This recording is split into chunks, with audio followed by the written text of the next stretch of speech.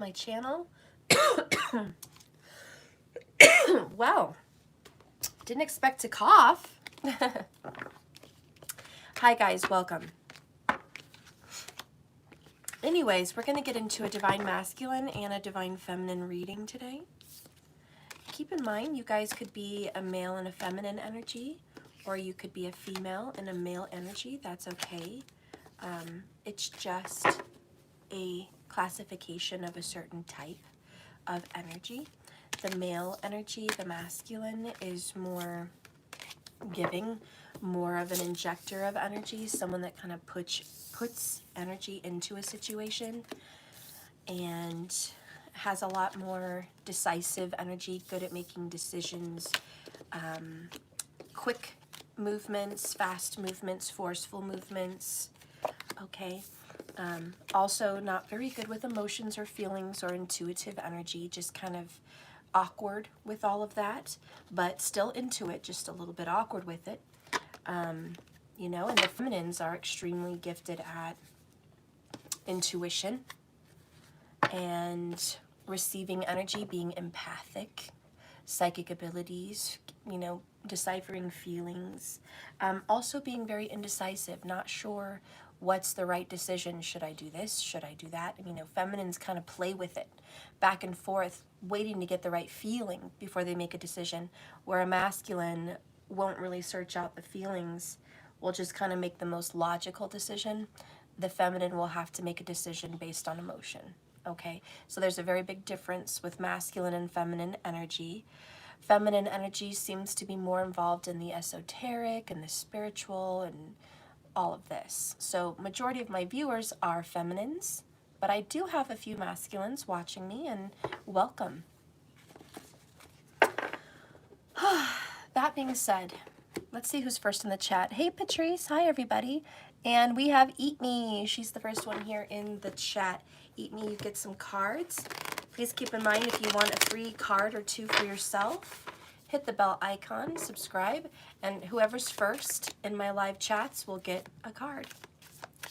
All right, so let's see what's going on with Eat Me. You have admired metamorphosis. You're really talented, Eat Me. You're about to change dramatically.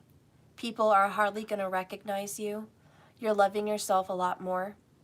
And your life is about to change. You're about to step into a good position in life. Maybe it's a new career, maybe it's a new relationship, maybe it's just an energy about yourself. But you're feeling really good and people notice, and they're going to notice this transformation in your energy, okay? So there's going to be a very big change in your life. It's coming. Probably around August, you may be in a new living position also, a new living situation in August. All right, so let's do this.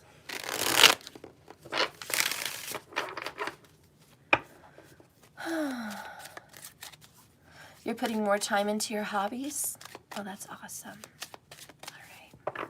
Spirit, please use these cards to guide and direct me with the message that needs to be heard the most. We're going to start with the masculine energy. Spirit, guide and direct me for the DM energy, masculine energy. Guide and direct me in that. All right, divine masculine energy is going to be on top today. All right. Divine masculine energy, please.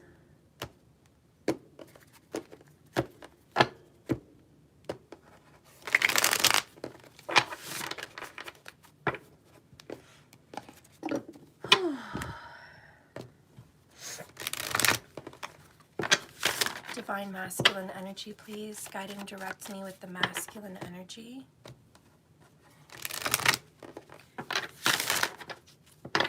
Masculine on top.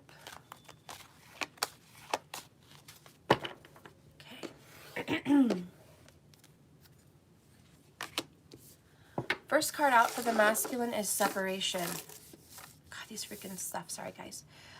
Time apart from your partner is on the horizon. Okay, masculine's in a separation energy. I don't know if this is from you or with somebody else. I'm going to let you decide how you feel about that. Okay. There's also some deception going on with themselves. They're hiding themselves, their true self. And there may be somebody around them that's pretending and hiding. Also, the masculine may definitely be just in a deceptive energy, or somebody that they're going to be separating with is very deceptive. We have free yourself, masculine. Get rid of this deceptive situation. You deserve love. You deserve real love. All right? But the cards also say for you to love yourself first. All right? So your self-respect makes you more romantically attractive. All right? Your self-respect. So keep that in mind, masculine, as you're going around in whatever relationship situation you're in. How you treat yourself, how honest you are to yourself, just it's an energy field, and it really just makes you that much more desirable and wanted when somebody knows that you love yourself enough to get out of a toxic situation. I do think separation is on the horizon for the masculine in some connection. You have Nine of Swords, self-sabotage in reverse. So there's some sleepless nights you've been unable to shake. Six of Pentacles, equality. This is about some karma, something you've done in the past or something somebody did to you in the past. Seven of Pentacles, reevaluation. So you're kind of reevaluating some deeds done and some karmas done in the past, whether it was to you or from you. You have an Empress in reverse. I feel that's a lack of growth. You haven't really grown in a certain relationship. You've stayed stuck and you've stayed the same. And we have Death, Scorpio energy. Yeah, there's definitely a situation that is going to end that you haven't been growing in. Soon to come, King of Wands, a visionary leader. So masculine, I feel this is who you really are. I think you're passionate. I think you're creative. I think you're sexy. I think you're powerful. And I think you have the ability to lead others. All right? I think you're going to be a fire starter. Okay? So get ready for this new you after a death and a transformation. Once you realize that you deserve good things, you deserve the divine feminine, you deserve love, and you love yourself enough to get out of a breadcrumbing karmic situation in which you're not growing in, then you're going to be able to transform. Bottom of the deck, you're going to transform like the sun. I love it. So I really think for the masculine, the energy that's coming in is Leo. Now, what's been kept secret? What do people not know? Because this is what we know. I think you're very aware of your situation. You're worried about separating from a situation, so you haven't really done it yet, but you know that it's coming. You know what I mean? It's like you feel it.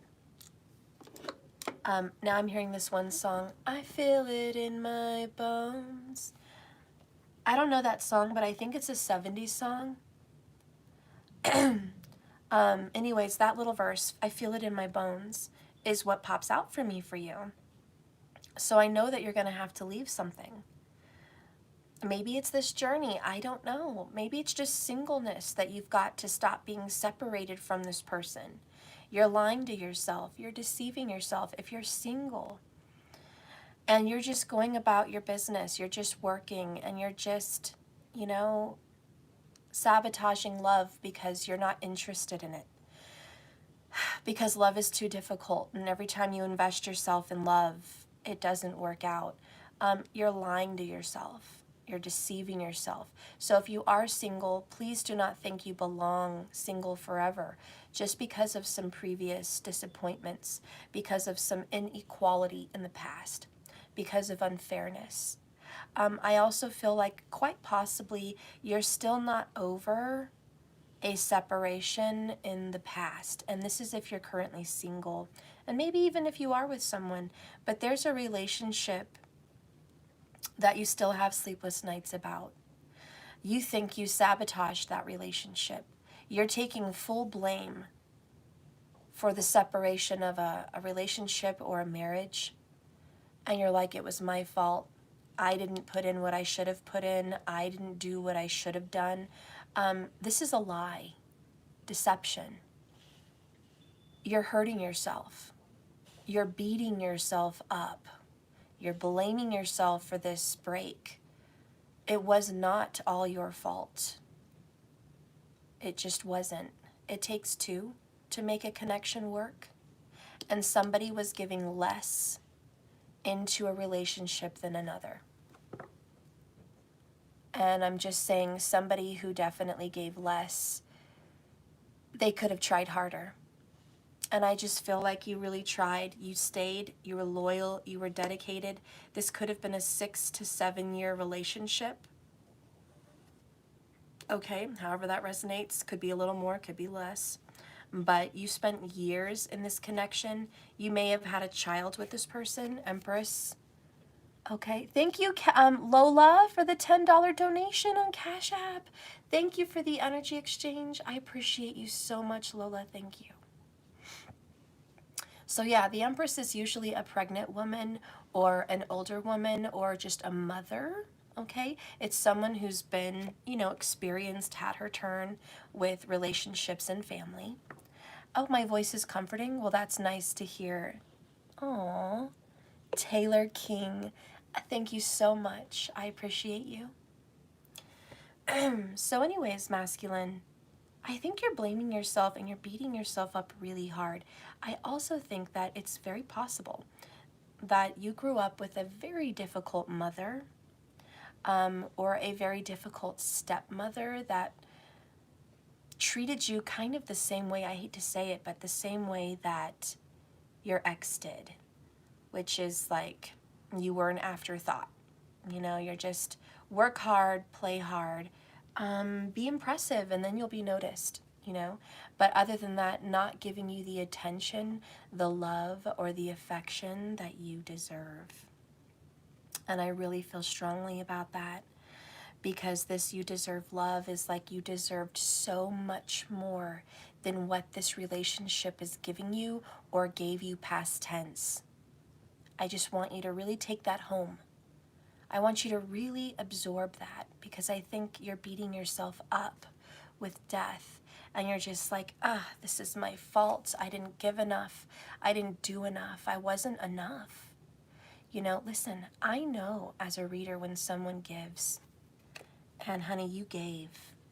You gave a lot. 6 of Pentacles, 7 of Pentacles. This is I tried and I tried again. And I kept trying. And it didn't matter how hard. 9 of Swords in reverse. It's like I couldn't shake it. I couldn't fix it. This is almost the energy of you couldn't even fix your mother, or you couldn't fix your stepmom or whoever raised you. Like, you couldn't fix them. You tried to make them happy. There's definitely an archetype here of an unsatisfied female energy in your existence, and I really think it was a mother archetype. But it didn't matter how much you tried to put a smile on that mother's face or that wife's face or that whatever person's face, okay? You just couldn't fulfill them. You couldn't make them happy. And it didn't matter if you turned yourself inside out. It would never have made a difference. And this is why free yourself is here. Free yourself from the deception that this is all your fault and you sabotaged it. Free yourself from the lies. Free yourself. You deserve better. You deserve love. And it's about time you start loving yourself first so you can be who you're meant to be. Now, the energy that I'm getting for you, masculine, is creative. Leo energy is very sexy. This person can be on stage and just perform. You might be a performer in some sense, or you might be in the center of like a room. You might just get attention. Maybe you're the head trainer in your business. Maybe you're behind a hibachi, grill. Maybe you're a manager in some office. Oh, $20. Thank you, Lola. It should have been 20. Oh, thank you so much. I love you, Lola. You're my little bestie. Lola, I love you and I miss you. Thank you so much. Thank you for that. Anyways, you know, you could be the center of attention. So you might work behind a desk where everyone goes to see you, like you're at the head desk, you know? Or you might very well be an actor or a singer or a performing artist. Look, I don't know what you do professionally, but it could be anything. And I'm just saying this. You were meant to be in the limelight. You were meant to be center stage. You were meant to have a light shone in on you and saying, hey, look at Leo. Look at Leo. Look how good Leo looks. Look at what a good job Leo's doing. Look at how fascinating Leo is, or look at Leo's creative talents. You do know that you were created to be there in that position. And I think this past dimmed your light. I think this person or this parental situation, boy, did they take the light off of you. And so you really didn't get to grow into who you are. Somebody here stunted your growth.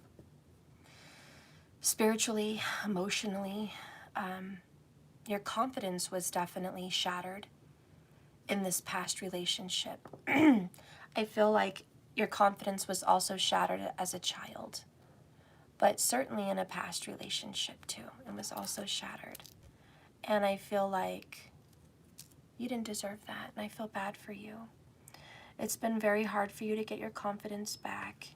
And ironically, you find yourself in relationships that mimic that kind of shadowed, not enough upbringing. It's actually very sad. You are missing someone here, 6 of Cups. So this is somebody from your past. This is someone, maybe it's just this person as well that you're separated from, I don't know. But you're missing this person a lot, and you think about them a lot with music. Roses may also be a reminder of this person, you know, but this is an energy of, I wish things could have been different. And maybe it's also just looking back on your past in general, just saying, I wish my life could have been different, you know. But you had a very painful past, and we're gonna stick with that right now. A very painful past.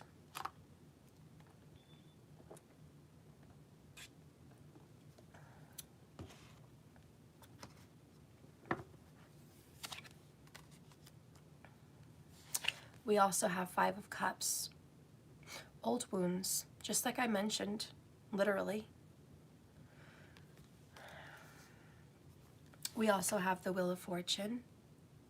Your destiny changed. You have a chance, and you're stepping into a new you, a new birth. This is a new birth. You're giving birth to the new masculine. 9 in Cups, this is a 9 of Cups, a desirable transformation. This is wish fulfillment, a new beginning and a happier relationship. I call that victory.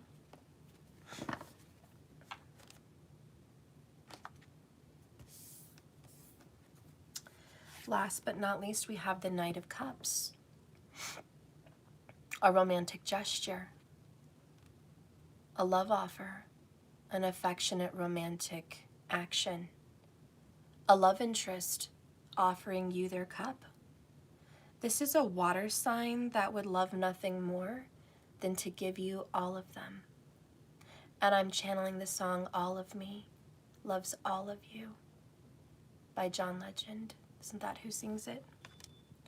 All of me loves all of you. All your, I don't know the words, but it's something to the extent of all your wounds, all your imperfections, all these little negative things. I love them. I love all the positive things about you as well, of course, but I love everything about you. This person is really, truly into you, masculine. They are water sign, Cancer, Pisces, Scorpio. I'm going to leave that open to your discretion. They really want a new beginning. This Empress is a divine leader. This person is firecracker energy. This person is a leader, a guide, a teacher, a go-getter, a business owner, someone that takes the steering wheel and takes the lead. It's a very dynamic visionary, which is quite your counterpart, King of Wands. You need this Empress to be a visionary, a fire starter like you. And this particular feminine energy is going to kind of jumpstart your dead battery. So this person is going to inspire you to do art, to do what you love, to have this vision of, oh my God, this is me. This is who I was meant to be. I don't know why my growth was so stunted over here. I don't know why I got stuck in this Seven of Pentacles, watering and watering a situation or a relationship that never flourished, that never blossomed into anything beautiful. I just watered it anyways. I was watering a dead energy, and it has to go. So if you really want my advice in this reading, if you're watching me and you're the masculine, let your past go. You're not that person anymore. Let a relationship in which you are not growing in go. There's a relationship that wants to repeat patterns. This could be a family connection, okay? This could be a romantic connection. This could be a marriage. I don't know. You'll understand what that is for you. But this cards here are saying free yourself from it. Separate yourself from your lies and your deception and this toxic situation. Get away from it. It's never going to become what you want it to become. It's a repeat of your childhood. It's a repeat of your past, at the very least, even if it's not childhood. You're going to get, it's like, I don't know. It's like you get married, right? And you relive this parent dynamic with this person, and it doesn't work. And years go by and you've wasted. And then you're out and you're like, yay, I'm out. I'm good. You know, I'm great now. And then you meet somebody else, and it's like the same dynamic. It's the same. I'm just going to give a typical example. It doesn't have to match anybody's. It's just an example. But let's just say you get married to someone because there's a child coming. And I'm just saying that because the Empress, okay? Let's just say you marry somebody because there's a child involved. Okay? You guys go down the aisle. You get married. You have that little family. And it doesn't work out. Let's just say 3 years pass and the relationship's over. Okay, let's just even say it's maybe 6 or 7. It doesn't really matter. But the relationship ends. Why? Because you're not enough. You don't satisfy them. You're not good enough. You don't make enough money. You don't have enough status. You're not smart enough. You know? You're not enough. Okay? And they have to go because you're not doing it right. So they go. They disappear. All right? You get over that. Let's just repeat the pattern. Years pass. Let's just say 6 years pass, or 7 or more, whatever, okay? Years pass. You meet another person.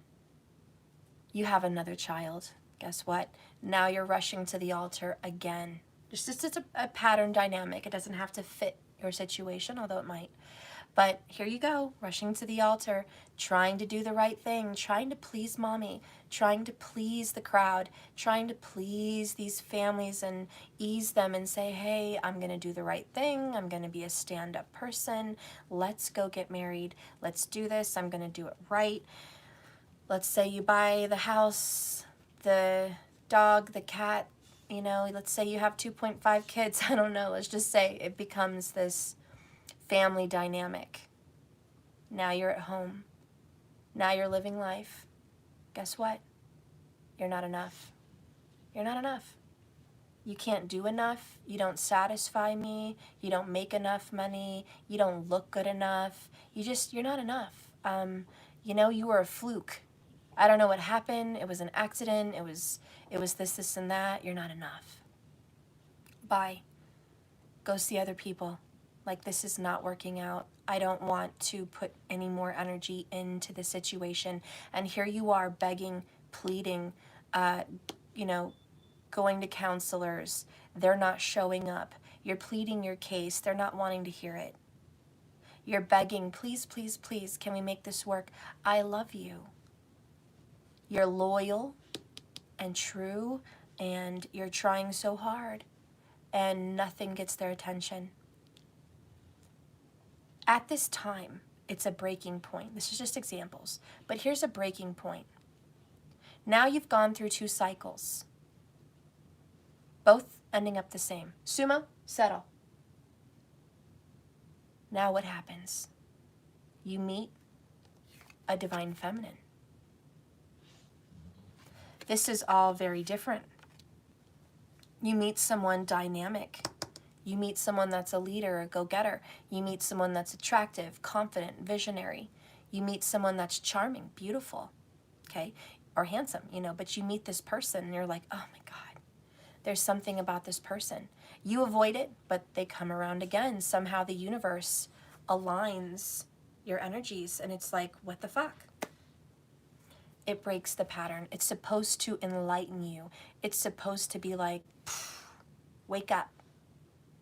This person then lets you know you're enough. You're wanted. You're loved. Probably at a time when you were most suicidal. Probably at a time when you felt like giving up at life. Probably at a time when you felt at your lowest, where you had to drink. Maybe you had to do drugs. Maybe you had to do low things because you felt this big. Then the spirit world, your angels, your guides, your relatives that have passed on that love you, they congregate and they say, we're going to help this person.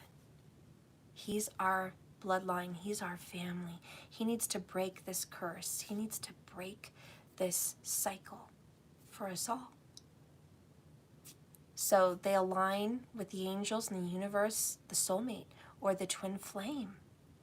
And you meet this person and it's beautiful and it's explosive and it breaks chains, it breaks patterns, it triggers you, it brings you inside yourself. It's like, welcome to you. Hello, you. All of a sudden you feel creative, you feel sexy, you feel confident, you feel like a king of wands, a visionary leader. You've got this chipper way about you. You're just smiling, you're beaming, you've got a glow. You're so happy. You're so happy. So in love. But there's always this but. Your ex notices the change. Hey, why are you so dapper? Why are you so happy? I'm over here miserable. Why are you suddenly so magnetic, Mr. or Mrs. King of Wands? But you're afraid to tell this person why. I've met someone. They brought life into me. You see, that's what the Empress does. She brings life. She lights fire. She's a fire starter. She sparks. She grows. You were once the seed and she watered it. She gave it love. She gave it life. She watered your seed and you were starting to grow and somebody noticed. Could be your mother.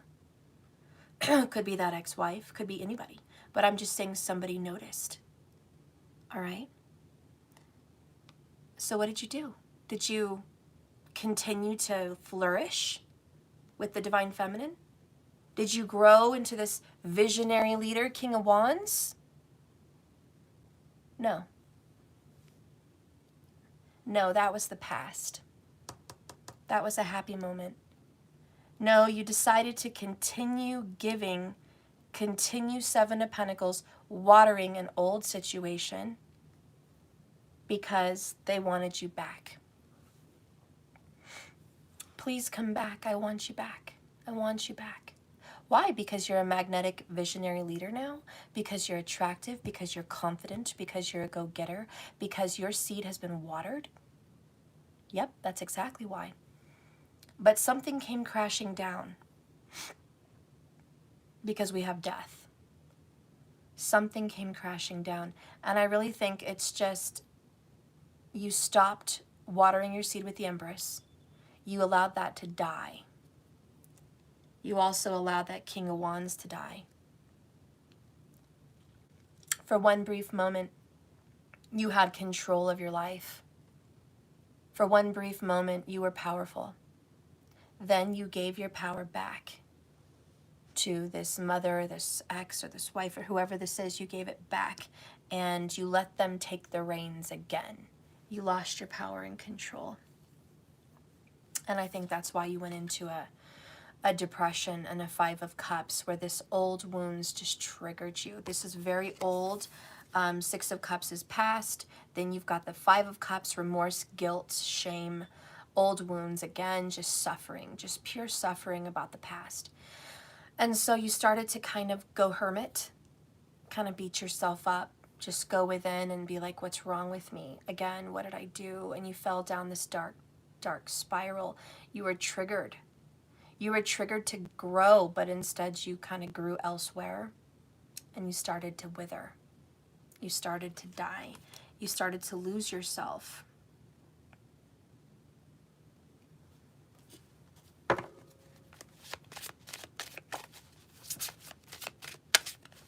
Let's get some hidden truth about that. What's the hidden truth behind the 5 of Cups, please?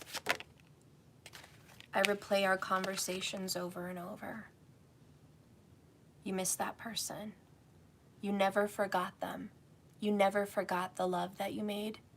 You never forgot the intimacy. You never forgot the friendship, because 6 of Cups is friends.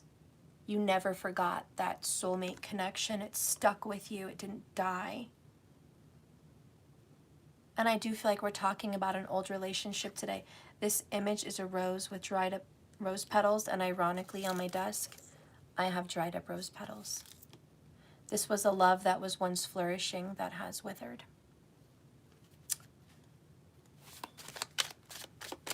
Clarify the past, 6 of Cups, thoughts, memories, conversations that you played over and over. I just can't stop thinking about you. Why? Why can I not forget you? Because I'm starting to understand our connection. So you did start to understand that this must have been more than just a basic connection. This was indeed a little bit more. And you do want to feel that way again. You do. You're like, I want to. I want to feel that love. I want to feel that connection. I'm going to try to recreate it. But every time you try to recreate that love, you can't recreate it. Because you need the Empress. She's the ingredient. She's the ever-flowing cup. Only you can create that with the divine soulmate, the twin flame, this partner. So it doesn't matter how many times the wheel turns and how many times you try to recreate something, it will never be what it was meant to be with the Empress. But you let that die. You let that go. And when you let the Empress go, you kind of let yourself go. All right.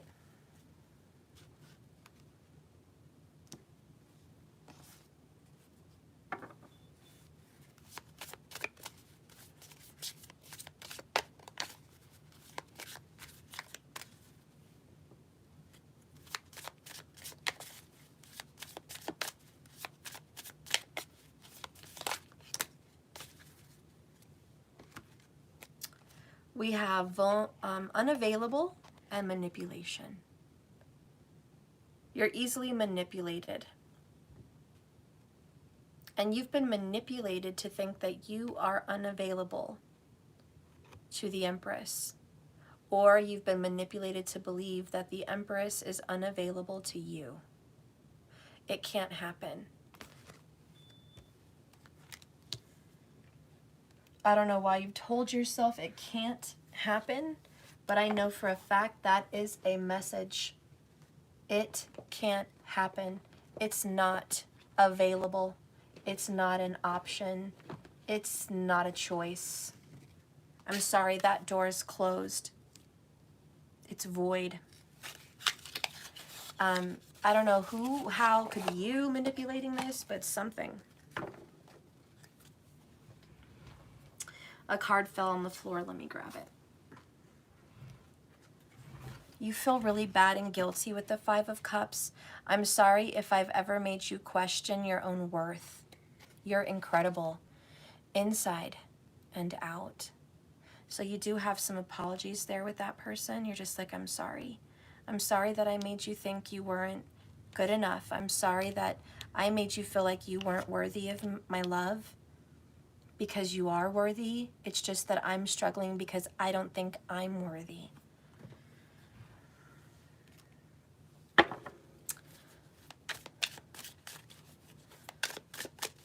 Spirit, give me another DM confession. Spirit, guide and direct me to another confession of truth from the heart of the DM.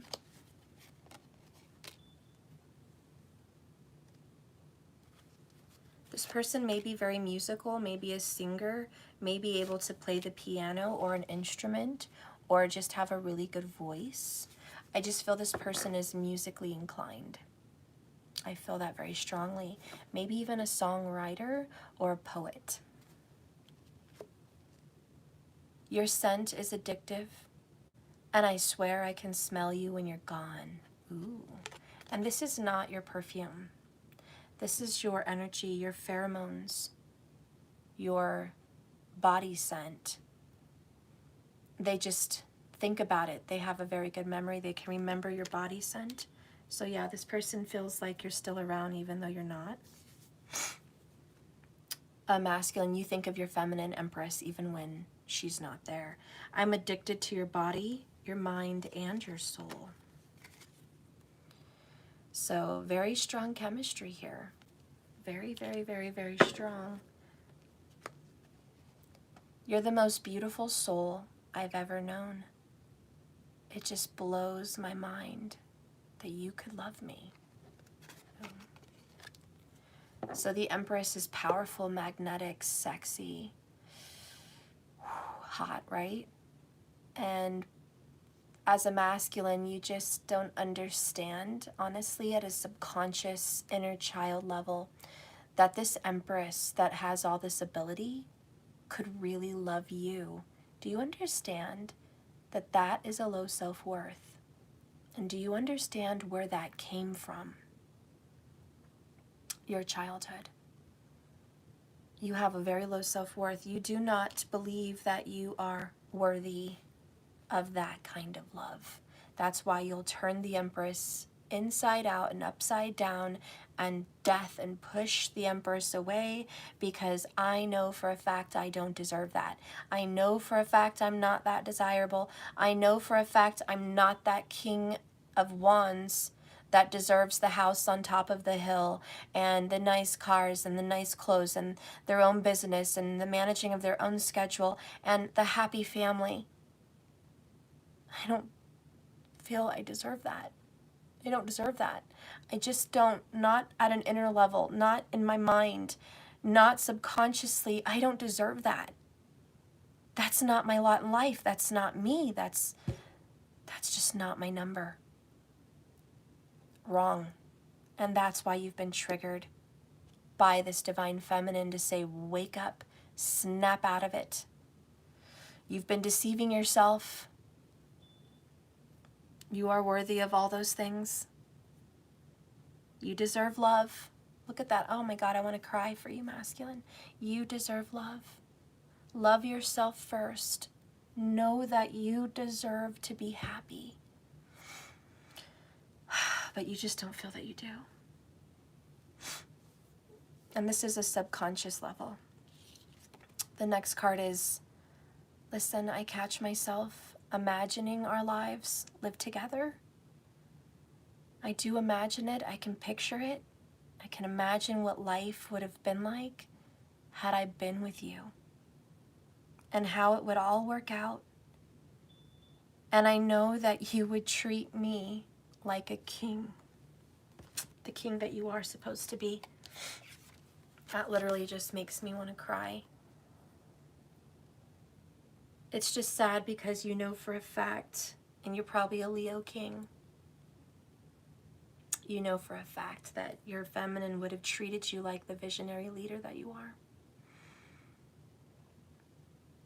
Do you see how you sabotaged yourself, masculine? Do you see how you cut your nose to smite your face?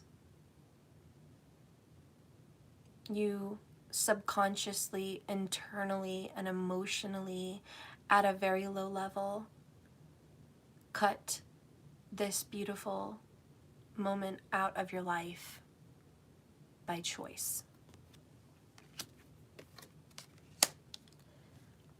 And that's the self-sabotage you can't shake. Right there. Self-sabotage and nightmares. You became your own nightmare. You recreated your own abuse. You recreated your own cycle. Even if that mother, stepmother, mother-in-law, or this archetype is not alive anymore, or not in your life, you became your own worst enemy. You became your archetype. Oh my gosh, so that's where we're at. However, this reading is to take a turn. This reading is supposed to shift.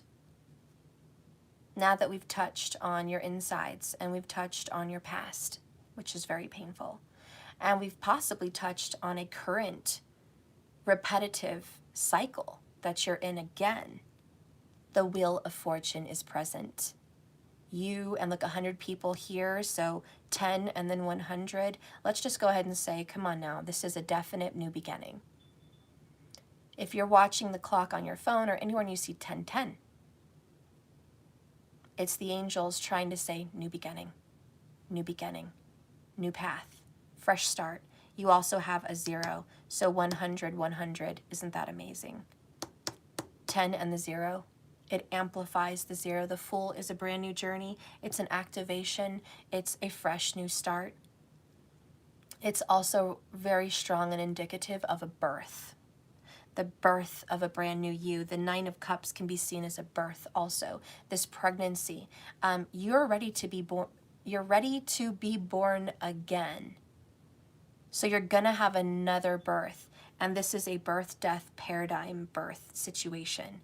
So it's like you died, you're being born again, okay? This is a drastic new turn. And I do believe Cancer's very strong because 6 of Cups, the Empress is the sign of Cancer, and the Knight of Cups. So Cancer, Cancer, Cancer is here, but I also have strong Scorpio more than anything. So Scorpio, Scorpio, Scorpio. 5 of Cups, 9 of Cups, Death. So there could be this Cancer, Scorpio connection. I also want to say the loudest sign that's here is Leo, but I also have Virgo energy with the 6 of Pentacles and the 7 of Pentacles. So Leo and Virgo is here. I'm not saying there's not any other signs, because there probably is, but that's just what's out in the cards today, okay? So this is a brand new beginning. Aries energy, the Fool, fresh birth, new start. And ironically, what is in the sign of Aries? You guys know? You guys following Vedic astrology like you should? Well, for those of you that are not following, Rahu, the north node of the moon, is in the sign of Aries. And it's going to be there for quite some time. And that is karma, but it's also the wheel turning. When you think of the north node and the south node, think of the hands on a clock. And right now, that's where you're being drawn to. This is the energy of the hour. So wherever the nodes are, just be like, okay, this is the energy that we have to focus on, the energy of the hour. And so it's self-discovery and rebirth in Rahu with Aries. It's also visionary leaders coming out, taking charge of your life and empowerment. And then Ketu, the south node of the moon in Libra, is about separations, cutting out relationships that no longer serve you and serve your highest good and serve your visionary leadership and serve your rebirth. Ketu's cutting them off for Rahu, saying, you go ahead and become who you need to become. I'm going to be down here in the south node area, and I'm going to start cutting away the shit that's preventing you from being who you need to be. They are a team. They're absolutely a team, a positive and a negative integer. They are the magnets that push and pull, but they're constantly pulling you together. Like, do this, do that, focus on this. Right now, it's a focus on rebirth of self and freeing yourself and loving yourself first and cutting out relationships, period. Like, that's what Ketu wants to do, the south node. And of course, I follow Vedic sidereal astrology, so if you're following tropical, it's not going to match up with the signs, but that's what I'm following, okay? Anyways, I think you're noticing that your karma is taking you to a place of separations. This might be cutting out family relationships that are not good for you, not serving you, not honoring you. So parents, siblings, friends, engagements broken off, marriages, divorces, separations. Yeah. Also, on the flip coin of Ketu separating relationships right now, on the flip side is past life, because Ketu's the past life soulmates, past life lovers bonding together. Isn't that weird? So you're going to find old spirit guides finding their way back to you in forms of new relationships like friends. You're going to be getting re-involved with past life lovers. Lovers that you've maybe not known in this life, but you've known in another, and they're going to be coming back into your presence. Gurus, teachers, guides, you're going to be getting in touch with people you've known in a past life also. So that's what's going to be really happening. And that's for both parties, feminine and masculine. I'm just breaking that down just a little bit so we can kind of understand astrologically what's happening and why it's happening, because it's all explainable in the stars. Every time you pull cards, you'll almost see a mirror vision in the stars in that person's chart dynamically. Anyways, so where one situation ends, another begins. Let's clarify some of this.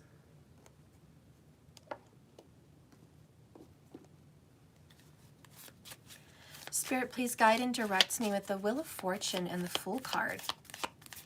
Guide and direct me for the Divine Masculine. Whoop. This new beginning and it fell. Sorry, guys.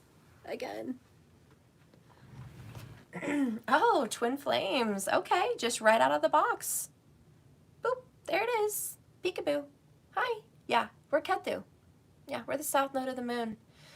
Yeah, we're past life lovers. That's what's going on. The Fool is igniting a new true love situation. You are being drawn in to a twin flame. Bottom of the deck. Oh, can you trust this? Yes. You can trust this. This is a light that's been ignited. Both of these, look at that, candles. Candles. Again, a spark has been lit, and candles most certainly have something to do with this. And there's a fire sign element. Not only does your twin flame have water, most likely Pisces, I'm sorry, well, it could be I just said it, most likely Cancer and Scorpio, but also a very prominent fire sign. And the prominent fire signs would be Ascendant Rising, number 1, and the moon sign, number 2. Those are prominent. I know, in Vedic astrology, they don't really focus on sun signs. It's just like an afterthought. I got into Vedic and I'm like, wow, they don't really care about the sun sign that much. Not like tropical astrology. Their focus is solely on the sun. In Vedic, we're more concentrated on the moon or the rising ascendant, because the rising ascendant is life purpose, destiny, what you were born here to be, what you were born here to do, and the karma that you're going to have to achieve and reach, conquer, become. That's your rising ascendant. And the moon is how you see things, how you feel about things, your interpretation of this 3D experience. It's the moon. And it's also your life, because your mother gives birth to you. So the moon represents your mother. So it's like your lineage. So the moon is like super important in Vedic astrology. The sun, of course, can also be important, and I'll leave that open, you know, but the sun represents the father, the life-giving energy, your personality. But it's like when you're looking at your life path, your personality doesn't have a whole hell of a lot to do with your purpose. That's why rising ascendant is so important. In fact, when they read birth charts, they really focus on the rising ascendant only. And they could tell your whole life just by that. Or they have specific moon charts where they're like, I could tell your whole life by your moon. How you see things and interpret things. So I'm just going to leave those up to you, okay? It could be a sun if you want. But your twin flame is going to have significant fire in the moon or the rising. And if there's a sun sign, I'll leave it open to interpretation. The other only acceptable signs for the rising or moon would be Cancer, Pisces, or Scorpio. Okay? Anyways, we're going to move on. We're going to move on from that little point. We are 52 minutes in. Sorry about that, guys. So anyways, yeah, you're being drawn into this twin flame connection, masculine. This is a birth and a new beginning. You should be able to trust this. The wheels of fortune are turning for you. This is not a repetitive cycle. This is not the wheel going back 360 degrees, causing you to repeat an old pattern, okay? This is a complete 180. This is a different direction. You're very welcome, Nikki Perry.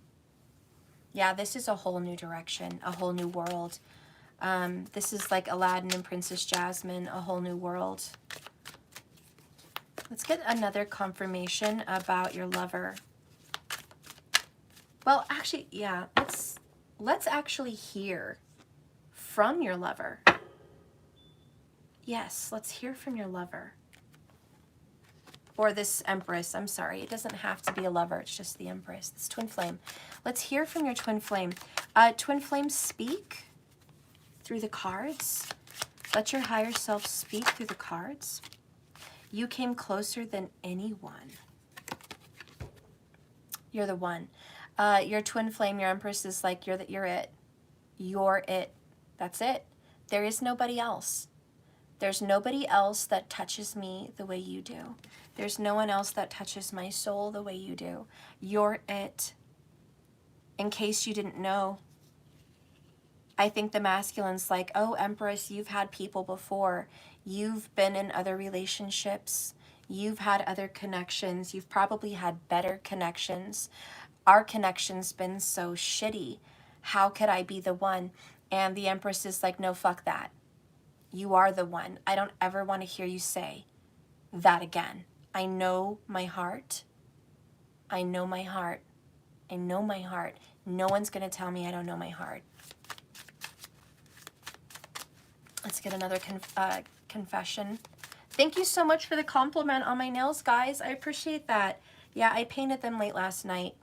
I was actually watching Adventures in Babysitting, and I painted them, but I slept with them after I thought they were dry, and they got a little scratched up a little bit, you know, when you sleep on blankets and they're still semi-wet, but they kind of leave an indentation.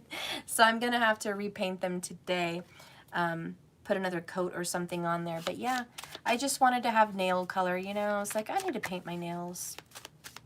I'm going to paint my toenails too. I should have done it last night, but I didn't. All right, so I'm going to paint those two. Anyways, let's keep going. Empress, come back in and just give us another little hidden truth message, please.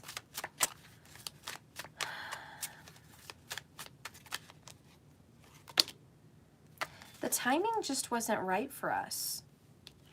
Okay, so the Divine Feminine's pretty wise, and she's like, listen, you had to go through what you had to go through. You had to experience me. You had to meet me. You had to be triggered. You had to grow. You had to do your thing. You had to go into this cycle recognition, and I get that. Don't feel guilty about us not working out. Don't feel like you missed an opportunity. Don't feel like it's over. You'll never get another chance. Don't feel like everything's fucked up and it's impossible to fix. You're wrong. The timing back then just wasn't ready for union. Divine timing is at work in our relationship, and the Divine Feminine's like, I fully trust in our love. I fully trust in the will of time, God's hand. I truly trust in destined opportunities, and I know that I know that I know whatever happened for a reason, and it's all in divine timing. Let's get another message from your femme.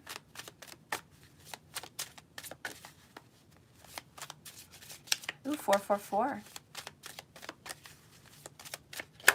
Oh, okay. All right. Well, that just came out angry. Like, I want you, honey. You're the one. I want you. I still want you. I always wanted you. I always want you. I chose you. I choose you.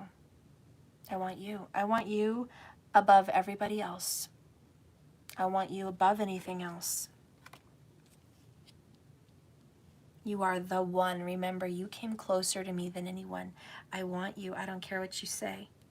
I don't care what you believe. Also, your feminine says, I feel you. Even though we're apart. So the feminine's like, look, you may think I'm not thinking about you. You may think I'm fine. Everything's dandy over here. Not. It's just not. I miss you.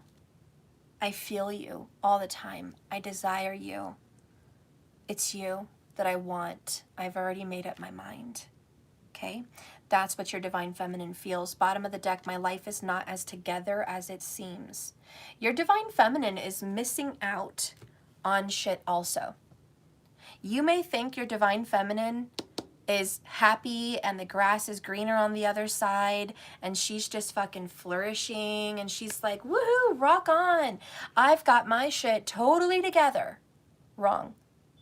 Your Divine Feminine hurts and has her own battles and demons also. Her or his life is not as together as it seems, as you would think it is. You may think your life is just the worst thing, that your life is just miserable, falling apart, and then this person's got it all together. Wrong. But the areas where you strive, which is decision making, hard work ethic, focus, sticky, I don't know the right word, stick-to-itiveness? Yeah, that's a word. Strength in not letting your emotions overcome you, because the masculine does not let emotions overcome him or her. Very strong energy. Those are your strengths to keep your shit together. You're very strong, very dynamic, very focused, determined, hardworking. You've got the energy to stick it out. Very earthy energy, masculine. You're just very earthy. Okay, so Taurus, Capricorn, Virgo. You just have that stick-to-itiveness. Those are your strengths. Your Divine Feminine is very emotional. And in areas where she or he may be striving, they are struggling in the areas you succeed. So I don't know your exact situations and where you strive and where, this person strives, but I'm just going to say that wherever you're succeeding, they're failing. And wherever they're failing, you're succeeding. It is a yin-yang dynamic. And sometimes we don't attract the exact version of ourselves. We're not attracting this twin that's just alike us. We're attracting the twin that has exactly what we need. Sometimes that's how our attraction works. And that's what's going on with you guys. You're attracting what the other one. All right. We're going to keep going because we're almost done here. And then I got to grab my charger.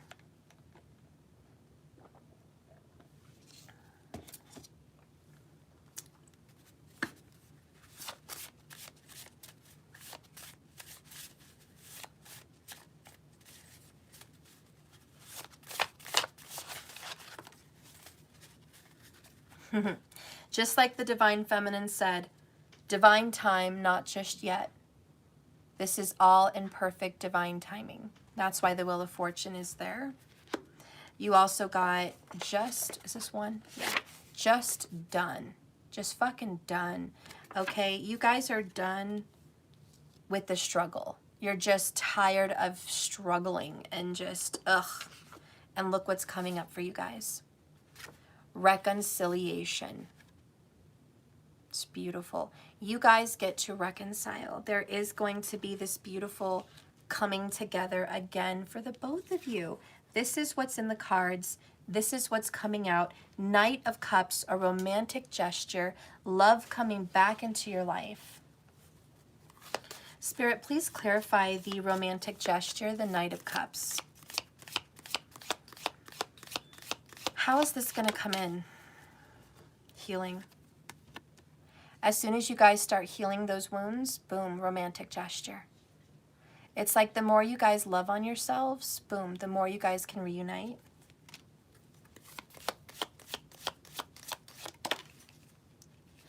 Best friends. The more you guys work on your friendship, the more you guys are going to be able to come back together.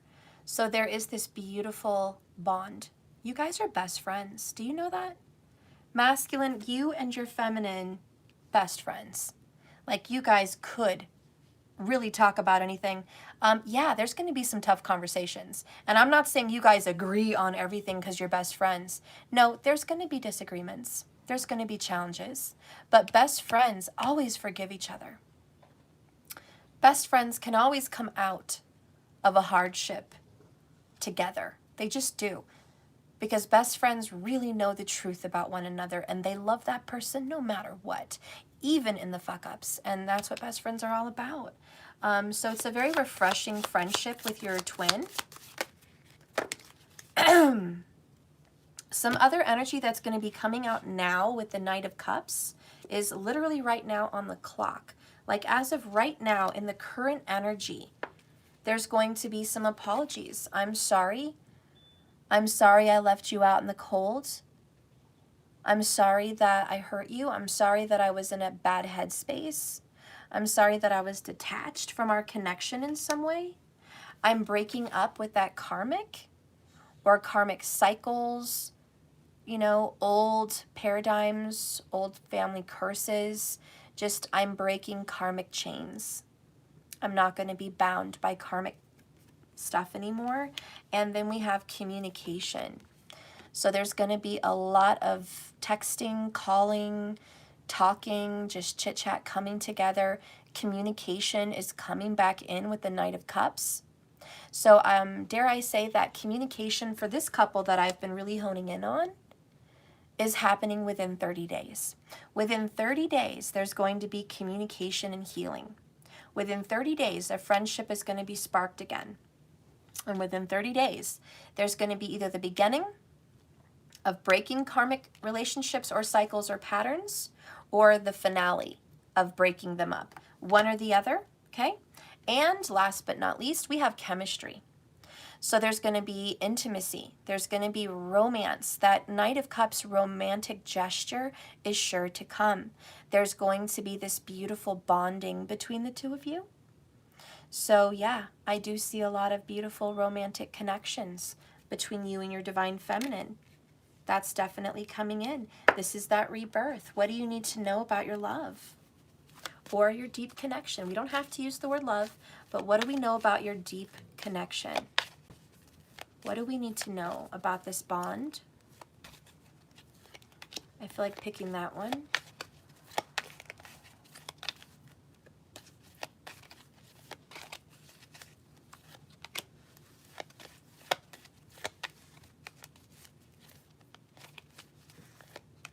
Okay. Those are the ones I feel like picking. Let's see how many I have. 1, 2, 3, 4. Okay, so we're in the energy of 4. 4, 4, 4. Okay, just 4. And that's stability. Let's go ahead and reveal what I've chosen here. Let's start with this one. It's very beautiful. It's that romantic connection. And this is passion. A magnetic and seductive quality surrounds you both. Enjoy it, because it doesn't last forever. It's kind of a phase. So right now you guys are in a passionate phase. Enjoy it and enjoy each other. This could last a year, could last 2 years, could last 20 years, I don't know, but just enjoy it. Enjoy this passionate seduction. Next we have embrace. Look at that. Look how they love each other and hold each other's wounds. Embrace. Through each other you find the missing pieces. Aww. See, you're attracting what you need, not what you are. There's something inside one another that is what the other needs. Embrace. You're attracting the missing pieces. You guys also got this one, and looks like, to me this just looks like old wounds, trauma bonds.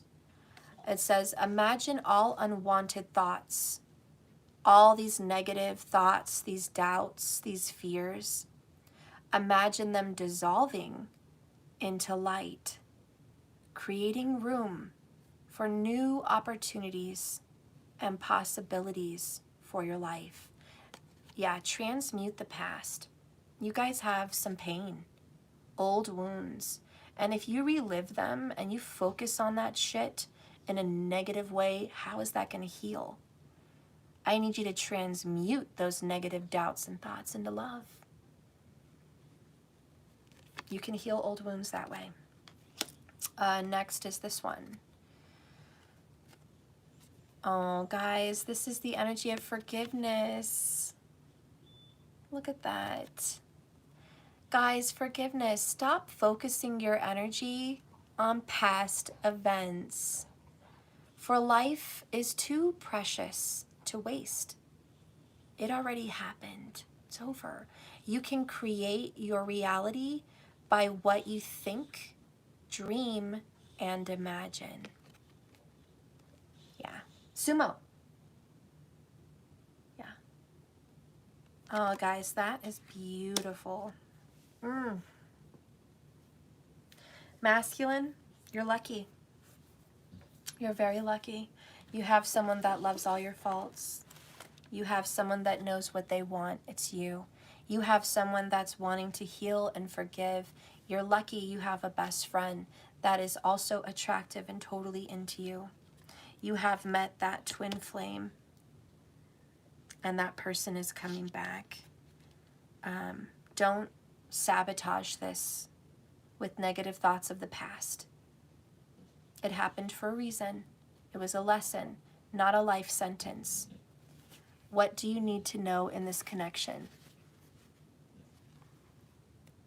Oh, split open and sparkle. We've never gotten this one, guys. There's the geode, an amethyst geode.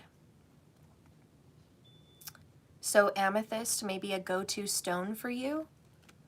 Maybe you should invest in getting some purple amethyst. That may harmonize your relationships. But you have to split your heart open. You have to break so you can sparkle. So masculine, let yourself break into and become the real you. There's something very beautiful hiding inside of you that no one really wanted you to know. Open that up. Become that being. But you have to break first. Break the silence. Break the patterns. Break open your heart from all those feelings you're burying. Let them come out and see the beautiful transformation where you become the King of Wands, the visionary leader. All right, guys, give me a moment. I'm going to go get my charger so I can get into the Divine Feminine reading. So, un momento. Okay. Ciao, Simi.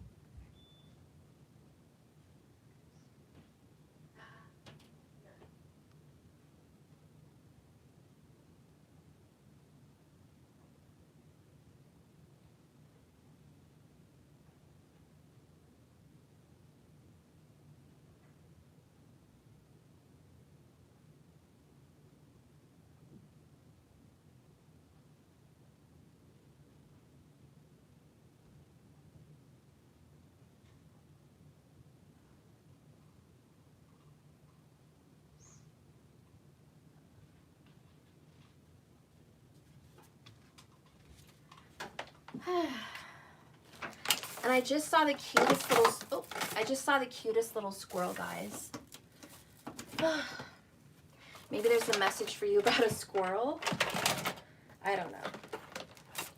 But what I like about squirrels is they store things for later. So maybe you want to save this reading for later. Maybe it will resonate at a later date if it's not resonating right now. Yeah. So I just want to tell you to save this. Save this reading. It's a very important reading for you. Sumo. No. Come here. Sumo. Sumo. Good boy. Okay.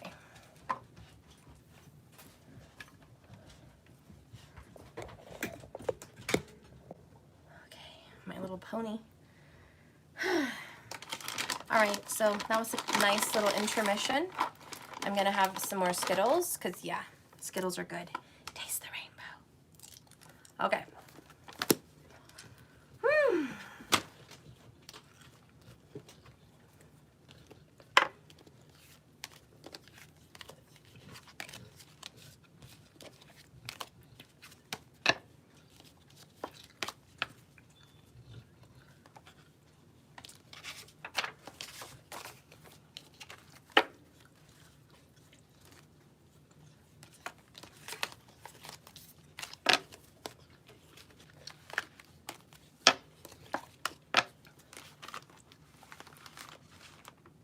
Oh my God, I'm gonna go to the dentist. I think I have a cavity. I was kind of hurting my tooth. Okay. Seymour, are you enjoying licking me to death? You enjoying that? Yeah?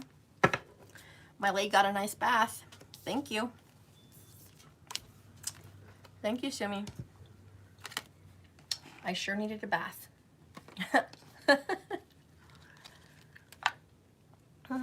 My little poopy.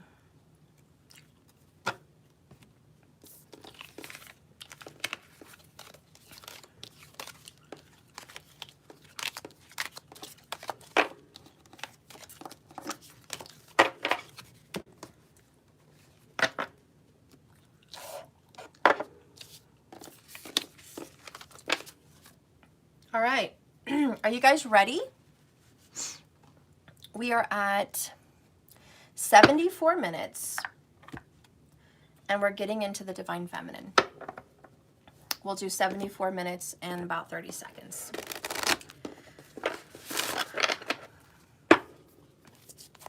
Spirit, please guide and direct me for the Divine Feminine energy. Show me the Divine Feminine. Let me tap into the truth about the Divine Feminine. Show me the truth. What do I need to know in this story, in this reading for the Divine Feminine? And what does the Divine Feminine need to know while being my viewer and watching this. So we have religious factors have a part to play in your love life. Your religious upbringing, your spiritual path. This is very twin flamey. All right. But you are a spiritual being. And a lot of your spiritual energy does stem from a religious upbringing. So I think for the Divine Feminine, whomever I'm going to be touching today, you grew up very religious. You came from a very religious family. I don't care what your religion is. I'm going to leave that open to the viewer. But you'll know for a fact if you grew up religiously. The people that would have really been grounded in a strict religious upbringing would be Sagittarius, Capricorn, Scorpio.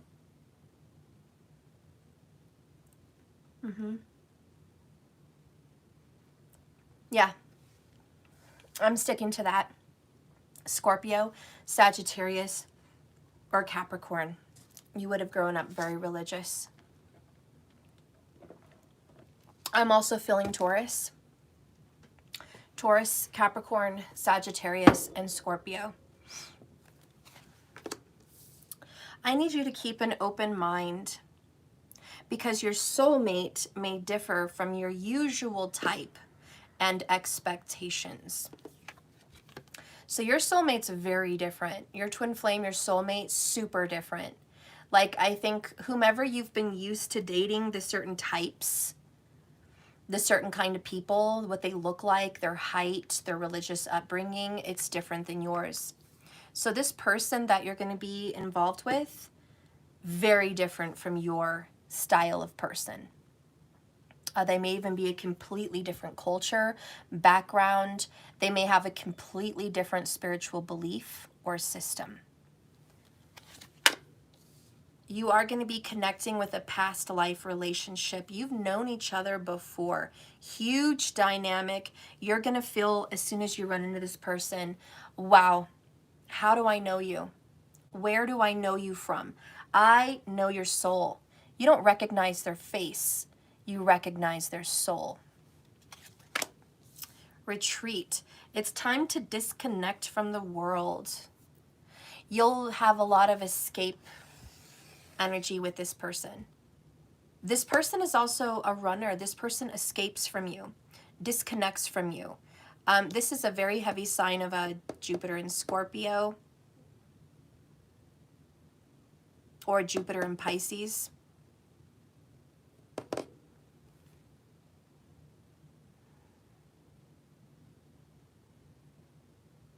It's also a Jupiter in Sag or a Jupiter in Aries.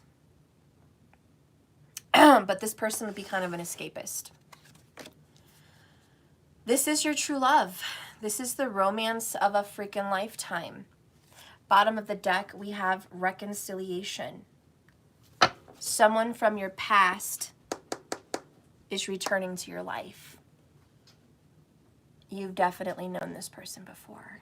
I need you to keep an open mind. Again, this is someone that does not fit your normal standards.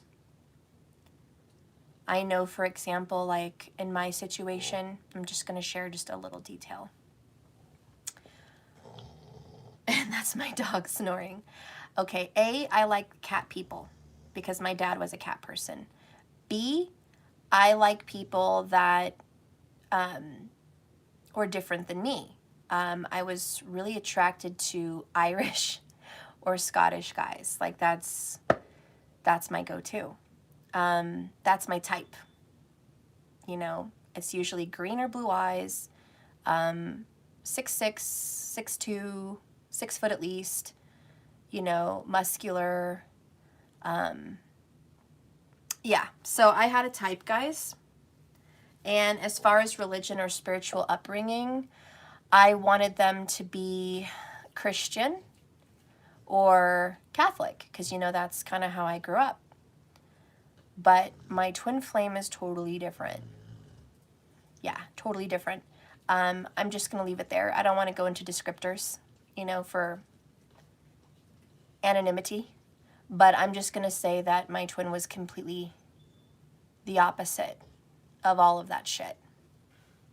So if that gives you an inclination as a viewer, when it says keep an open mind, really keep an open mind, because you're never going to believe who this person could be and what their personality is. But I can tell you that when you meet this person, oh my gosh, you definitely feel like you've known them before, and you're just like, oh God, I've definitely, this is true love. This is the romance of a lifetime.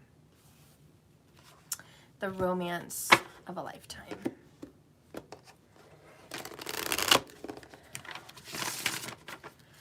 You're going to have an instant connection with this person, instant. You're going to feel like best friends right away.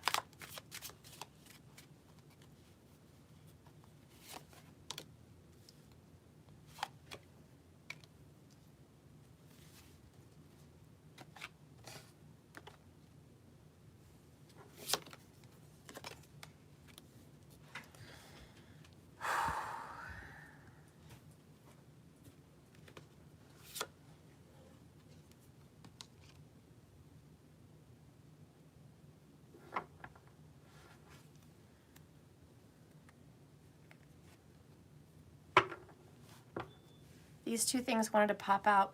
Knight of Pentacles and the Lover's card. This is a twin flame connection confirmation. So Divine Feminine, if you're watching me, you might have some very strong Gemini traits or Cancer traits. Cancer, Cancer, Gemini, Gemini. There's also Taurus and Scorpio. But Gemini is very prominent here for the feminine. Cancer and Gemini. But, you know, this is true love. This is twin flame energy. Absolutely. What I see really happening here in your energy is this. I came in like a wrecking ball. Okay, Miley Cyrus, I came in like a wrecking ball.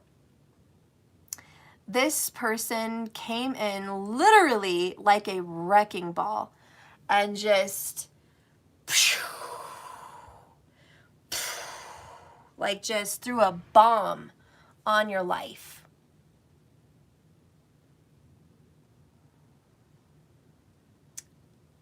And it was like, what happened? This person disrupted your religious thoughts, disrupted tradition, disrupted the family, fucking came in like the bad boy. We've got a Knight of Swords, decisive action. Oh yeah, this fucker just drove in like a fucking motorcycle, just revving his, maybe he drives a motorcycle, I don't know, or it could be a she, okay? But this person came in like a bad boy or a bad girl. And your family was like, who is this? And what the fuck? That person is no good for you. That person is toxic. That person is no for you. No. So your family might have been like, no, you don't need to be with that person.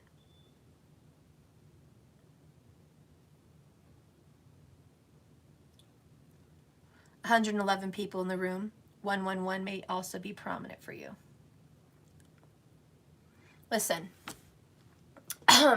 You told your family this. Hey, fuckers, keep an open mind.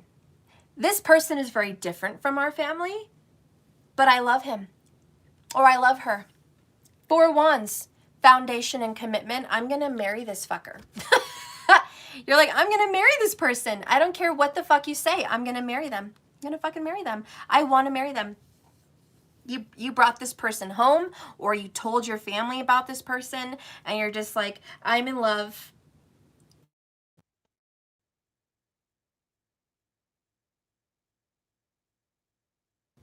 They don't match our... Not the right person for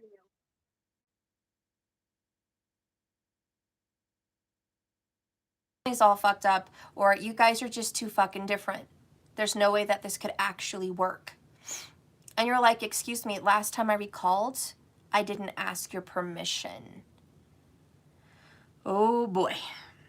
So we definitely have this person that's like, I didn't ask your permission. I love who I love, and I really don't care what you have to say about it. The Divine Feminine's like, Queen of Cups, honey, I'm madly, truly, deeply in love. I'm submersed in love. I am drowning in love for this person. Ugh. Like, just dripping in love. Dripping. You're just completely infatuated, completely in love. And you're just like, there's no way out. I'm done. I found the one. And you're like, I don't care if you like this person. I don't. I've known this person in the past life. I have a deep connection with them.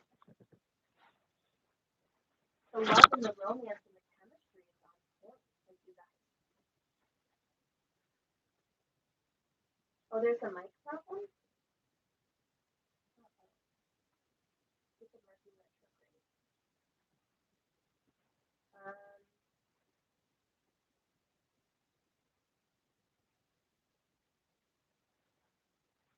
It sounds like sumo is blowing into the mic and then wind. That is really weird. It sounds like a demon in the background noise. Is it okay now? We can't hear you. A cat listening? Is it okay now? I was scared.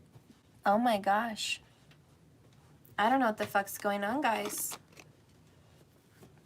Mercury retrograde. You're good now? That is so weird. How long was that going on? That's fucking weird. That's an omen. Because I'm just sitting here, the phone's up there, there's nothing connected to it. Okay, so yeah, we're going to figure out what that was all about. Yeah, it's Mercury retrograde. Oh, about 1 minute. Okay, so anyways, this person came in like a wrecking ball. You've known this person before, and you're just like, I don't really give a shit what anyone has to say. You're truly, madly, deeply in love. You were definitely just immersed and dripping wet with love for this person. Like, there's nothing that's going to take you from this person, but there's an omen. There's obviously a dark presence. It's only truth when you're doing a reading and something weird like that happens, even if it is Mercury retrograde, even if it is some weird shit, it's an omen that there's a disruption here. We do have religious factors. So I do think there's a darkness. There's something toxic that's trying to disrupt this beautiful love. And for the Divine Feminine, this could be your family. They're trying to stop you guys. This could be your lover's family trying to stop you guys also. You know, but there's definitely intervention. There's something trying to stop you guys from having each other. So that's really sad, that you guys are being blocked like that. But there's a lot of blocking in your connection. I also want to say, without a shadow of a doubt, and I have to be honest, with the Retreat card and the Eight of Pentacles in reverse, this person could definitely be an earth sign or in connection with another earth sign, but this person is not trying as hard as you. I have to be honest. This person kind of gave up as you were trying so hard. It's like as soon as there was a disruption, this person retreated. As soon as there was an issue, bye-bye. This person left. Like I said earlier, this person is a bad boy or a bad girl, and I did get the vibe of runner. So I feel like when shit gets tough, this person runs. And, you know, you'll watch the DM reading. You'll see what's going on with that person and why and whatnot. Get all your answers over there. But yeah, this person is a runner. So it makes it difficult for you in the connection because you're just trying to give your life here. We have a Tower. Divine intervention on true love. There has been divine plans to disrupt this true love. And it kind of feels like the powers in the universe stopped you guys from being together, which was all divine timing. But it's almost like the clouds parted. A lightning just zapped out and just zapped you guys out of nowhere. And you're like, why? Why are you separating us? Why? Why would you bring us together and then disrupt this? Why? What did we do? And I love my thumbnail because it was a picture of a guy and a girl kind of running away from a storm. And he was trying to shield her. Look at my thumbnail, right? Looks like, you know, the young people running out. Beautiful piece of art. One of my favorite art pieces. Renaissance era. But what I'm also thinking with that image is the Garden of Eden. And it's like two people being cast out of the Garden of Eden. And I feel like you guys are cast out of your families. Aww. It's so sad. That's what I'm picking up, feminine. If you love this person, you're cast out from your family. If this person loves you, they're cast out from their family. You guys are castaways, cast outs. Outcasts, I guess is the right word. Outcasts. And you feel like everything's against you. You even feel like the universe is against you. And you're thinking, why is it so wrong for us to love each other? Why is it such a bad thing? Why is everyone against us? I just want to love this person. Just want to love. So yeah, I think there's a lot of frustration here, a lot of people involved, and it just feels like divine intervention is against you. And you don't understand because you know this person is a past life love. My suggestion for a movie for you to watch is What Dreams May Come with Robin Williams and some other girl. Because against all odds, even when heaven did not want to reunite them after death, he fucking busted through that bitch in hell. And he went and he found her against all odds. And he was like, I'll go ahead and give up heaven for my twin. Sorry, that's what I'm going to do. I'm not leaving her here. Not alone. That's my other half. That's my heart right there. That's my fucking heart right there. That's my soul. You're not going to separate me from that. I don't, and he was like, you know, what kind of a God would separate us? What kind of a fucking God would do that? This is love. Love is bigger than you, God. That's just kind of how he felt in the movie. And ironically, at the end of the day, you know, God's like, well, fuck. I can't separate these two even in death. I can't separate these two even from heaven and hell. They belong together. Give them another chance. And God used them as a representation of how strong his love could be. God was like, I am the definition of love. I overcome all obstacles. I defeat even the most difficult of challenges. Let me show you my power. And you guys are almost a representation of defeating enemies, defeating hardships, overcoming obstacles, kicking serious karmic ass, and just overcoming what people didn't think you could overcome. And that's where you get this reconciliation here in the end with the moon. I still feel Scorpio vibes too, though, where it's like secret love affairs, secret rendezvous, secret reconciliations, hiding emotions and feelings under the surface, wearing masks, having to fight not only the universe, having to fight your family, the universe, and your twin flame or soulmate, your true love. It's like, why do you have to fight everybody just to have love? Why is love so hard? That's what I'm getting for the feminine. It's so hard to love this person. It's like, just for you guys to be in each other's arms, you have to piss off the planet. It's like, God forbid I go publicly hug this person and give him love. Then everyone's pissed. God forbid this person moves in with me. And all our families are pissed. God forbid we get married. Oh God, that's just going to tear down the fucking world right there. You're just like, you know, fuck, I just want to love this person. Why do you guys have to be such dicks? The next card here is 3 of Cups, celebration and community. The next one is 10 of Swords in reverse. It's actually a very good sign. This is all underneath what's unseen from the outside world. We also have the World card. And we also have the Star. Universal alignment. You know, the Star comes after the Tower. Bottom of the deck, 9 of Wands, Wounded Warrior, trials and tribulations. This is no easy task. This is a very daunting task. You've got your work cut out for you. That's for damn sure. You are going to overcome this situation. You're going to have what feels like a series of reconciliations. You're going to have secret reconciliations. You're going to have these in and outs with the Knight of Swords.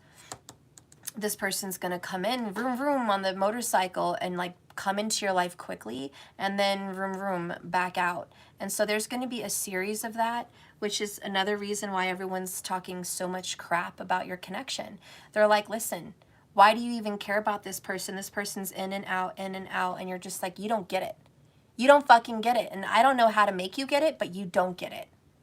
You just don't understand. This is true love. This is my person. This is my twin flame connection. This is a past life relationship. You don't get it. And I think you have to just accept that, yeah, they're never going to get it.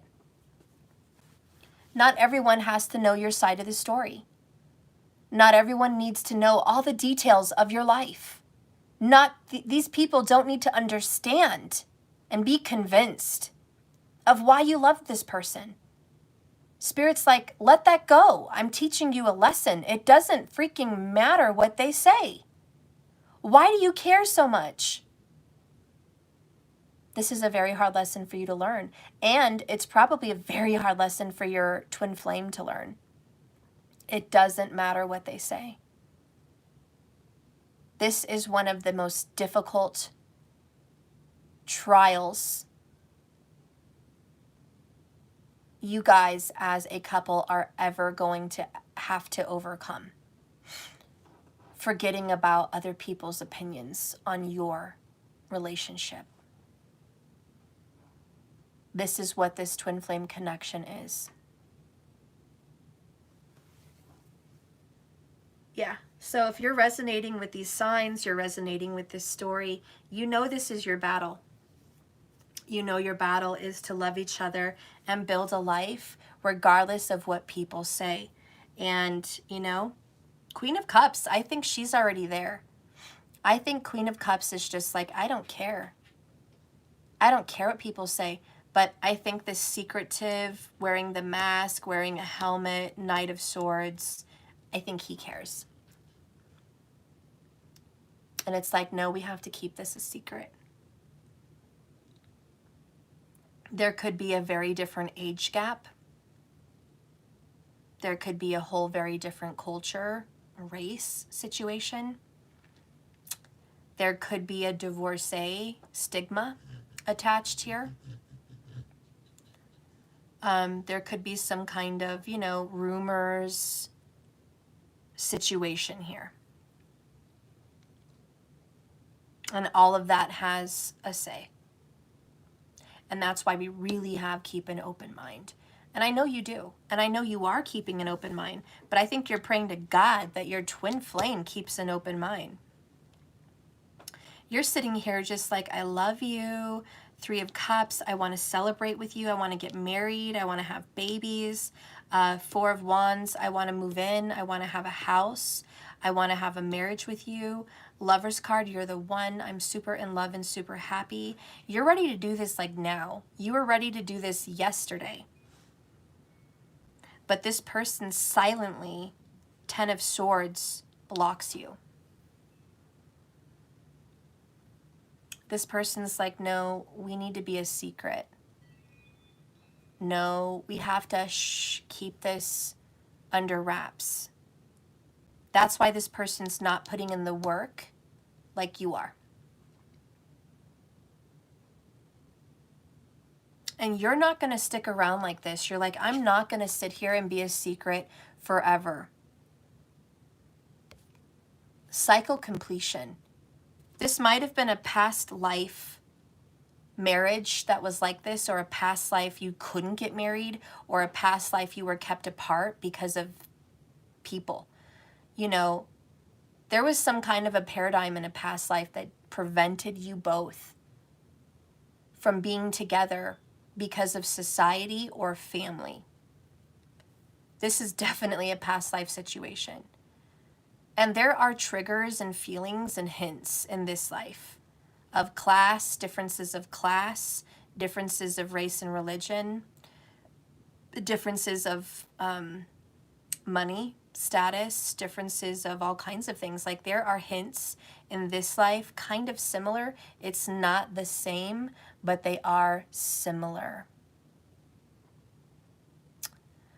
And anyways, you're kind of reliving this a little bit. And I do think the Divine Feminine is sick and tired with the World card. You're ready to call it quits. You are ready to give up on true love.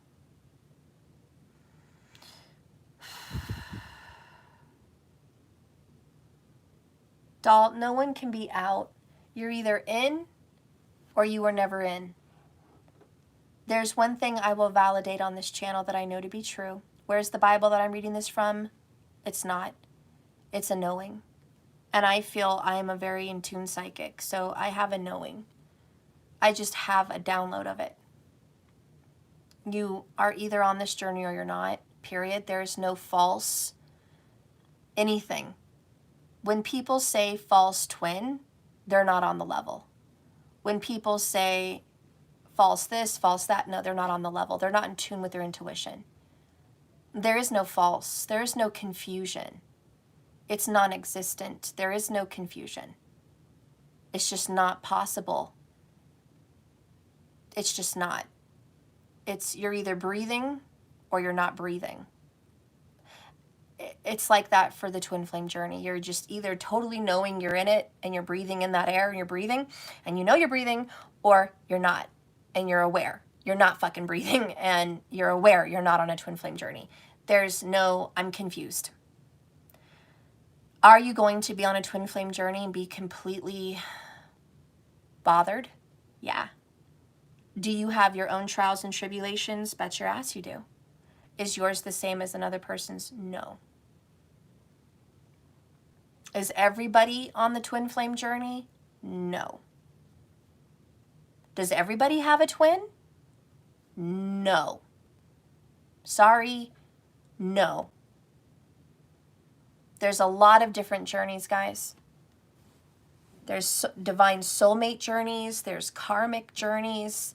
There's just plethoras of journeys inside those journeys. There's just so many different lessons. They're all individual. They're as diverse as there is many stars in the sky. That's how many journeys there are, is as many stars there are in the sky. That's how many journeys there are. And no one of them is alike. Although there's similarities, I guess there isn't a likeness, but no two journeys are the same. So we as twin flames cannot broadcast, this is us, this is this is that. No, we can be in a collective group. We can be aligned with similar facets of the journey, like similar areas, but a different experience. It's like you're going to Home Depot, you're picking out a paint color. Where's the paint? And somebody's like, the paint is in aisle 26. Look at all that fucking paint. There's high gloss, there's flat, there's matte, there's outdoor, there's indoor, there's multiple colors, all that shit. That's us. We're all on this journey. We may all be in the paint aisle. We all may be painting something right now, but I can guarantee you we're all going to pick a different paint.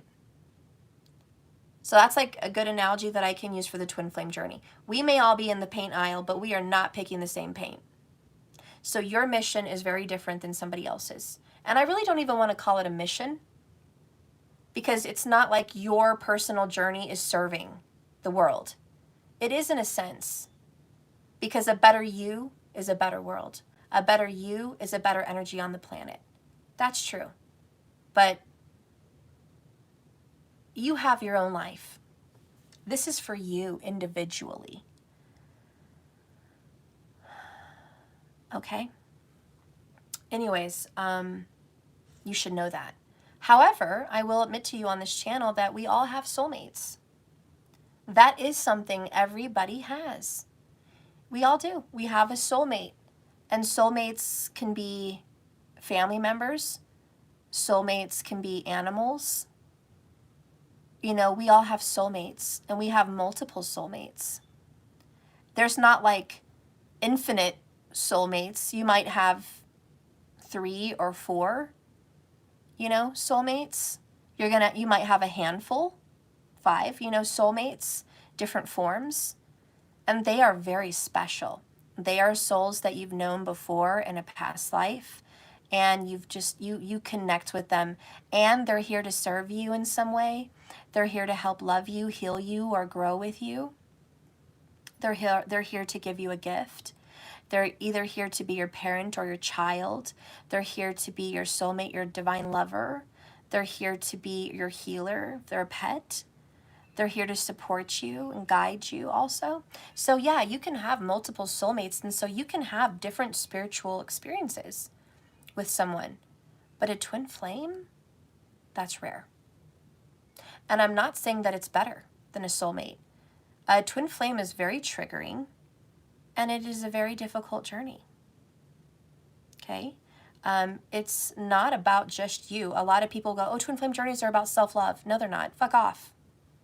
Fuck off, person. Is self-love an element in the journey? Yes, I'll give you that. Self-love is an element inside of it, but it is not the purpose. It is not the mission. It is not. And that's where people get confused. They're like, oh, I've discovered the sole reason for twin flames. It's self-love, self-care. No, it's not. No, it's not. Go away. Go away with your fucking baby enlightenment. It's like you just got off baby food and tasted steak for the first time, and you think that's all there is as far as the palate. Yep, steak, that's it. That's what people eat. We all eat steak. That's what the fuck we eat. No, it's not. No, it's not. So I kind of laugh at people that are like, self-love, self-care is the purpose. It's about you. No, it's not. That's okay. That's part. All right. Let's move on. Let's move on. Let's get more into this. I don't want to be a know-it-all type of person, but I am supposed to be a teacher. I'm not trying to brag, but my purpose is supposed to be to enlighten and teach the truth. How do I know this? My chart. Check out your chart. See what your purpose is. This is mine. This is my purpose. I'm heavily Jupiter ruled. Jupiter runs me, period. He is the guru. He is the teacher. He is of expansion and learning. I'm a very quick learner. I'm a very good student. I'm a very good teacher, I think. And I love to learn. I consistently learn throughout my life. I've always been like that. I pick up all kinds of things. I'm constantly teaching myself new things. I learn very quickly. So as soon as I get off of doing this reading, I'm going to put on some self-help stuff, or I'm going to put on some new knowledge, and I'm going to be learning again. My mind is constantly downloading. I'm a constant downloading, learning person. So I feel like that's the reason being is because I teach. I absorb and I teach. Anyways, Pisces moon ruled by Jupiter, that's how I think. That's how I interpret. That is my level of knowledge, spiritual, otherworldly, from the other side, transitional information, spiritual deep information, watery information, secretive information, soul information. So that's where my head and my feelings and my passion is really at with my moon. But my rising sign, my ascendant is Sagittarius, and it's about seeking out the truth. Who rules Sagittarius? Jupiter. Hello.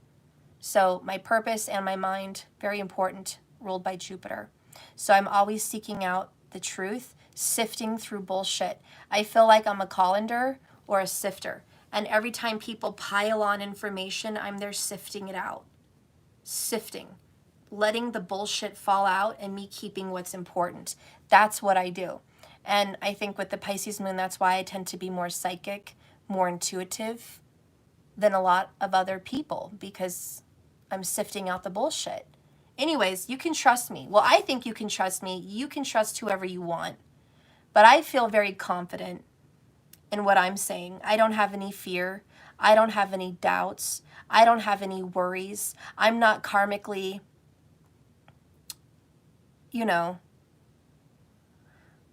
I'm not karmically, how do you say, insecure? Like, uh-oh, I better watch what I'm saying. It might come back at me. Uh-oh, is this right? Am I really confident? Can I say this? Do I really feel that's the truth? Don't listen to me. I'm just stating an opinion. Those are people that say I'm just stating an opinion are very unsure of themselves. People that say, I'm just stating an opinion, it's my belief, it's my feelings, they're insecure about their answer that they're giving you. I'm serious. When you're watching people and they say, I'm just giving you my experience, my opinion, my value, don't take it as your own, they are insecure with the information they are giving you. They are not dead on. It does not fully resonate in their soul. There is no knowing. And I'm just going to say that. So when I speak and preach and teach, I say what the fuck I know in my being, period. Zero doubt. How do I know? I don't know. It's just a download. It's just a download. But there's no doubt. There's zero. I don't even have a smidgen or a freaking fraction of a percent of a doubt. I just know. And I'm perfectly comfortable saying it, perfectly comfortable preaching it, perfectly comfortable without doubt. And I just feel like people that are certain, I don't know, I feel like they could be trusted better because there's no doubt. So I'm just telling you, there's no doubt that not everyone's on a twin flame journey. There's no doubt that very few are. And there's no doubt that you'll know when you are. Are you going to know just from a tarot card reading? No. You're going to get readings that are going to say you are, you're not, you are, you're not. They're just cards. They're more so energy from the interpreter. Some interpreters are biased. They may not believe in it, so they're not channeling it. You know what I mean? How are you going to know you're on a twin flame journey? Big signs. Big. Big. One of them is just this overwhelming knowing that you're really in tune with another person, even though you don't really like them that much. Like, you're not, they might irritate you. They may aggravate you. They may not be your type. They may just be totally different. Like, what? But yet, they trigger you because the things that kind of irritate you about them are some triggers for you because that's going on inside of you. So you'll look at this person and kind of be triggered, but there's something inside them that's going on inside of you. They are a reflection. And they point out your flaws. They don't even have to try. So how do you know you're in a twin flame situation? Believe me, your flaws will be pointed out. Why? To refine you. to make you better. Why do you look in the mirror every day? Hello, to look good, to take care of those things that you need to take care of. Teeth, hair, makeup, blemishes, all kinds of shit. You have to look in the mirror to perfect yourself, correct? You need a twin to correct that soul. Oh, thank you, Liberated Unicorn 369 for the 2222. Steph, I thank you for sharing your gifts and your time because you are pulling on my twin flame journey. Hi, honey. My religious factors of my family who loves and accepts my biker bad boy masculine. His family does not accept. Oh, I'm so sorry. Yes, that is the story. That is the story. For sure for you. For sure, for sure. So anyways, yeah, there's going to be some triggerings and some knowings about the twin flame journey because some drama inside of you, jealousy, overprotectiveness, lack of self-worth, insecurities, just a lot of things that you don't want to look at, that you do not want to acknowledge about yourself. The twin flame will trigger that inside of you and make you deal with it. They will come into your presence and you will deal with it, whether it is because you choose to or the universe is coming at you, but you will deal with it. Those things will be triggered, period. Your views, all of it will be triggered. Your beliefs will be triggered, period. That is that twin flame connection. There's a knowing.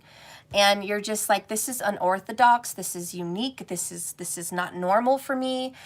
This is totally against my core beliefs.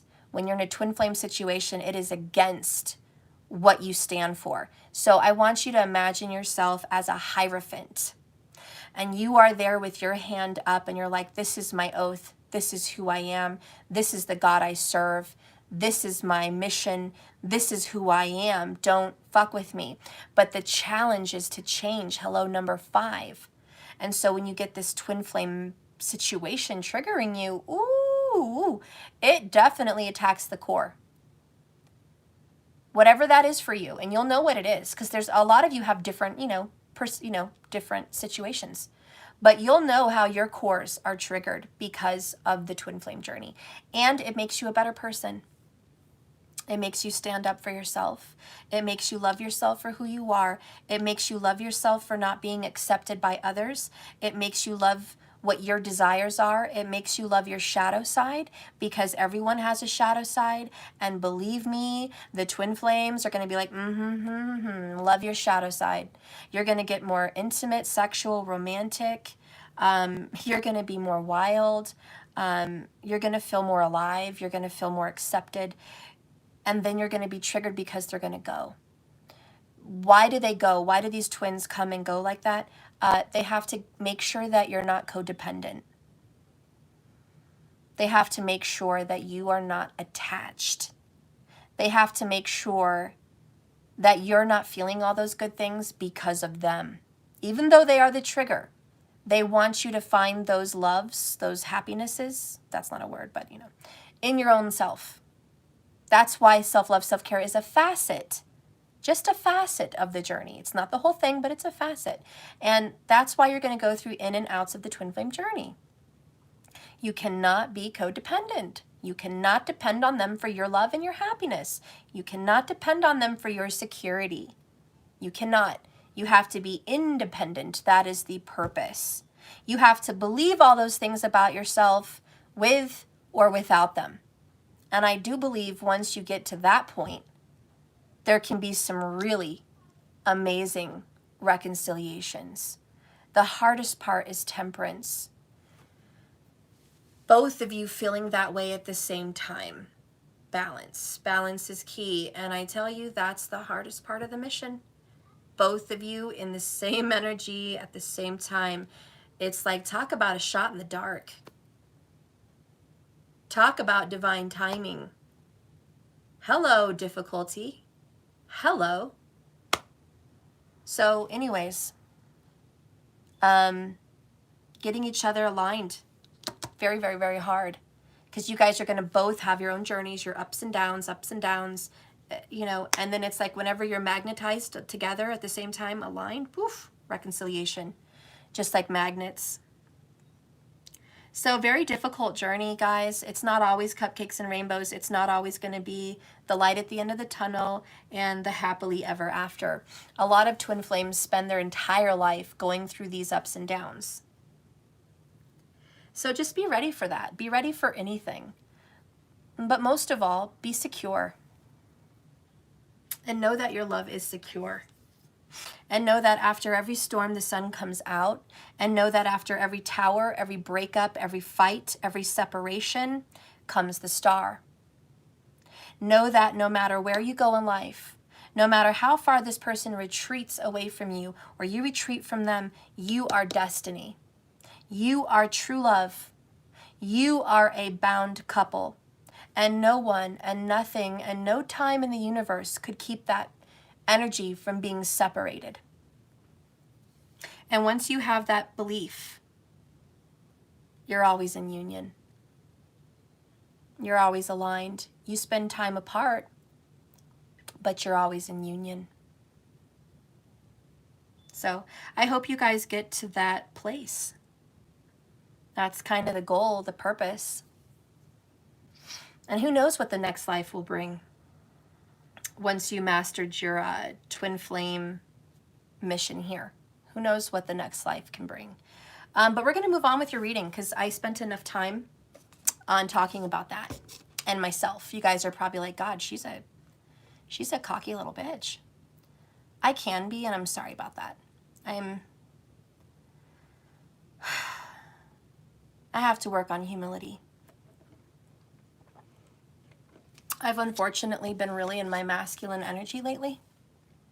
I say unfortunately because I'm so much more comfortable in my feminine energy.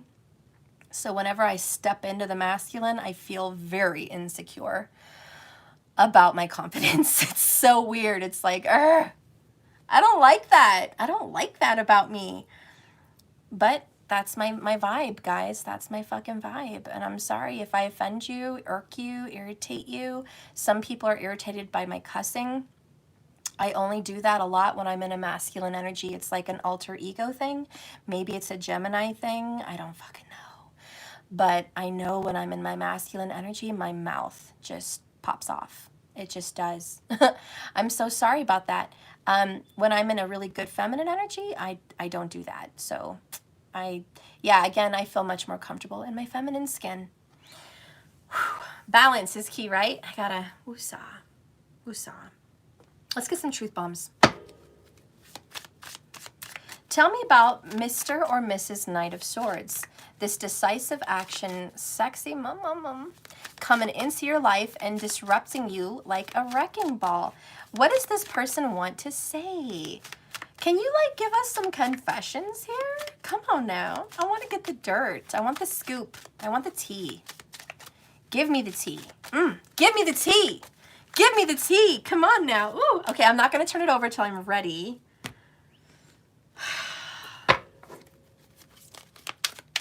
Give me the tea. Talk to me, Knight of Swords. Decisive action. Let's speak. I know you know how. Speak about the lovers. Talk. Difficult fuck.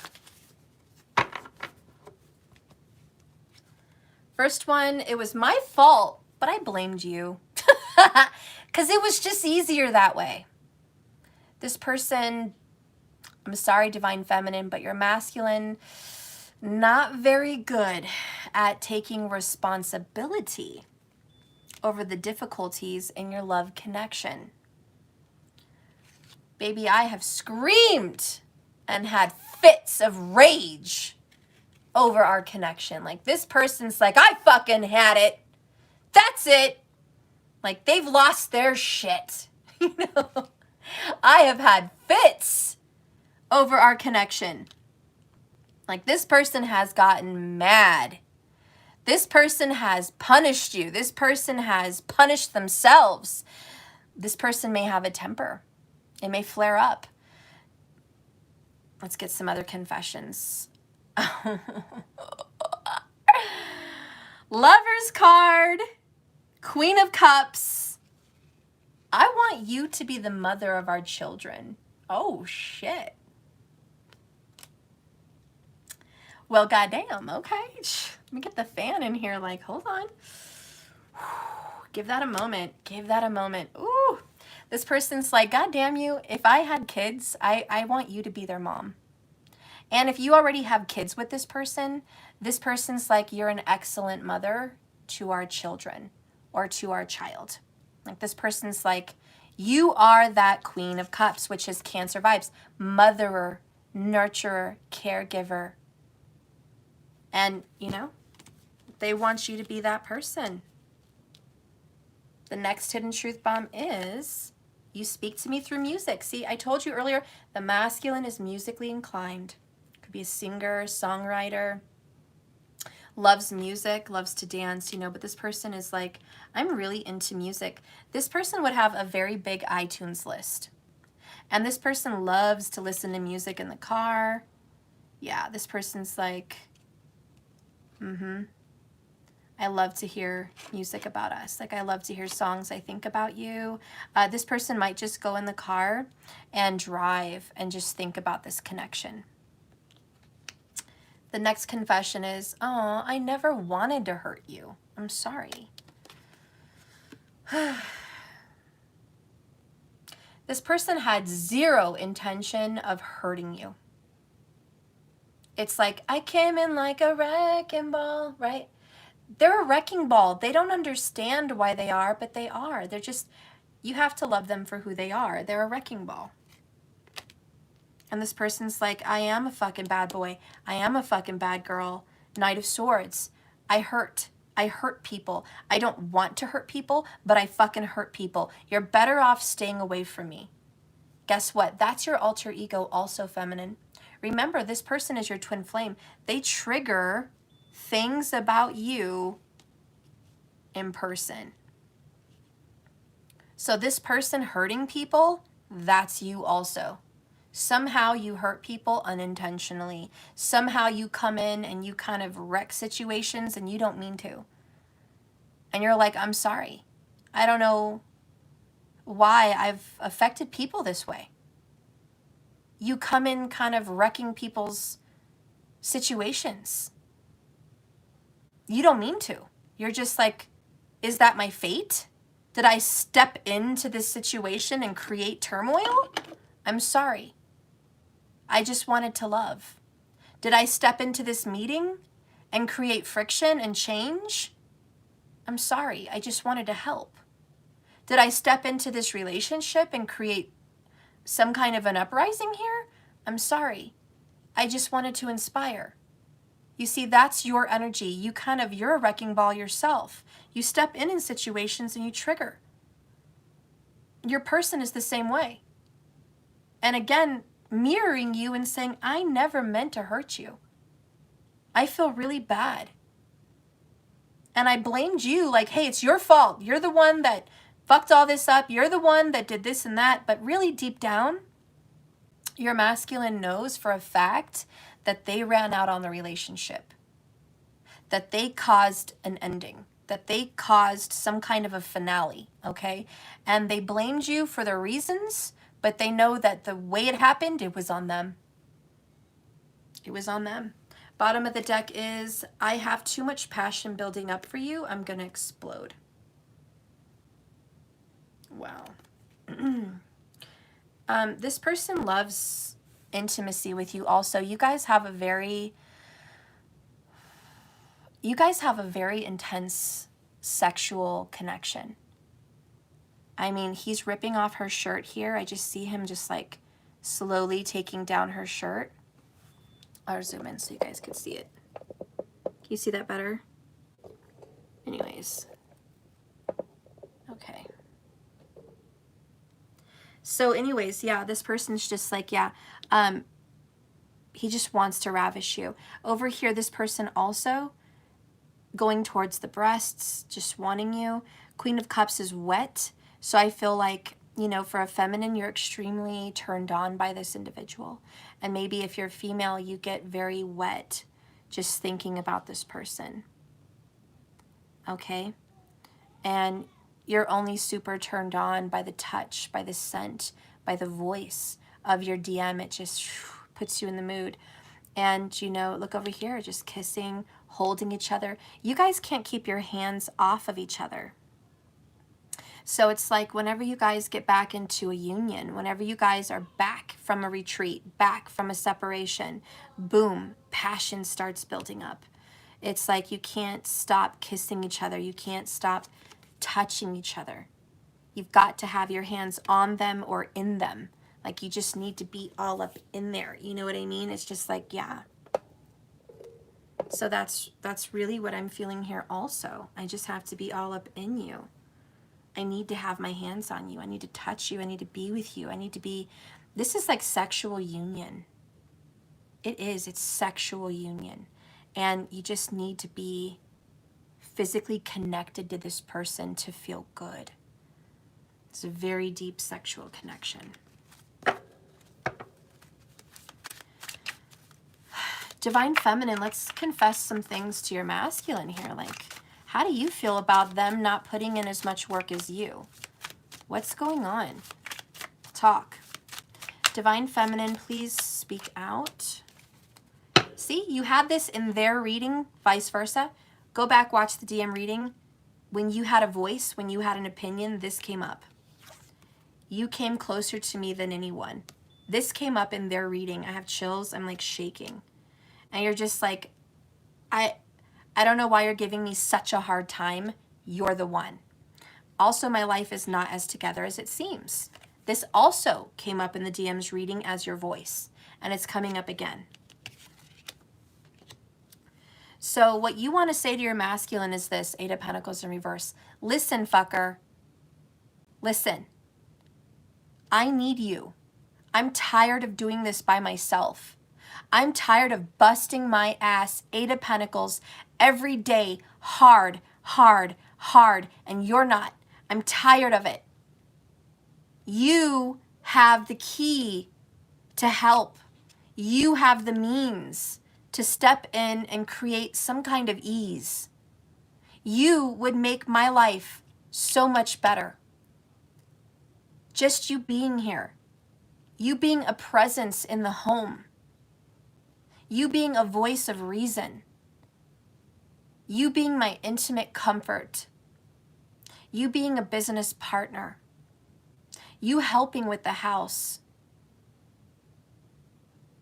You being a part of paying with me for the things that our family needs. And so your voice is, no, I'm not okay. No, my life is not as together as it seems. As much as you think I'm fine, I'm fine, I'm fine, I'm doing so well, you're wrong. I could be doing better. I could be doing better with you. So that's what you want to say to your masculine. I could be doing better with you. So you're pissing me off. You're frustrating me. You're making it hard. We could be so successful. We could be so in a good place right now if you were here. It's like, I know I'm independent. I know I can handle shit on my own, but I would be so much better with you. The next is, I love that you can see my truth, but it scares the shit out of me too. Whew. So Divine Feminine's like, at the same time when the masculine's around you, he knows your truth, or she knows your truth. But the masculine sees your insecurities, sees your mishaps. And you're like, I hate that you see that. I hate that you can see these things about me. Bottom of the deck, I will always love you no matter what happens.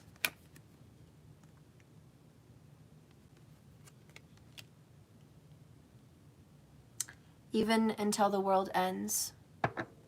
I'll love you forever. I'll love you for always. I love you in the ups and downs, the in and outs, the separations. I love you in the distance and the absence of your touch. I love being in the heart of you. And I love being in the mind and in the fantasy and the dreams.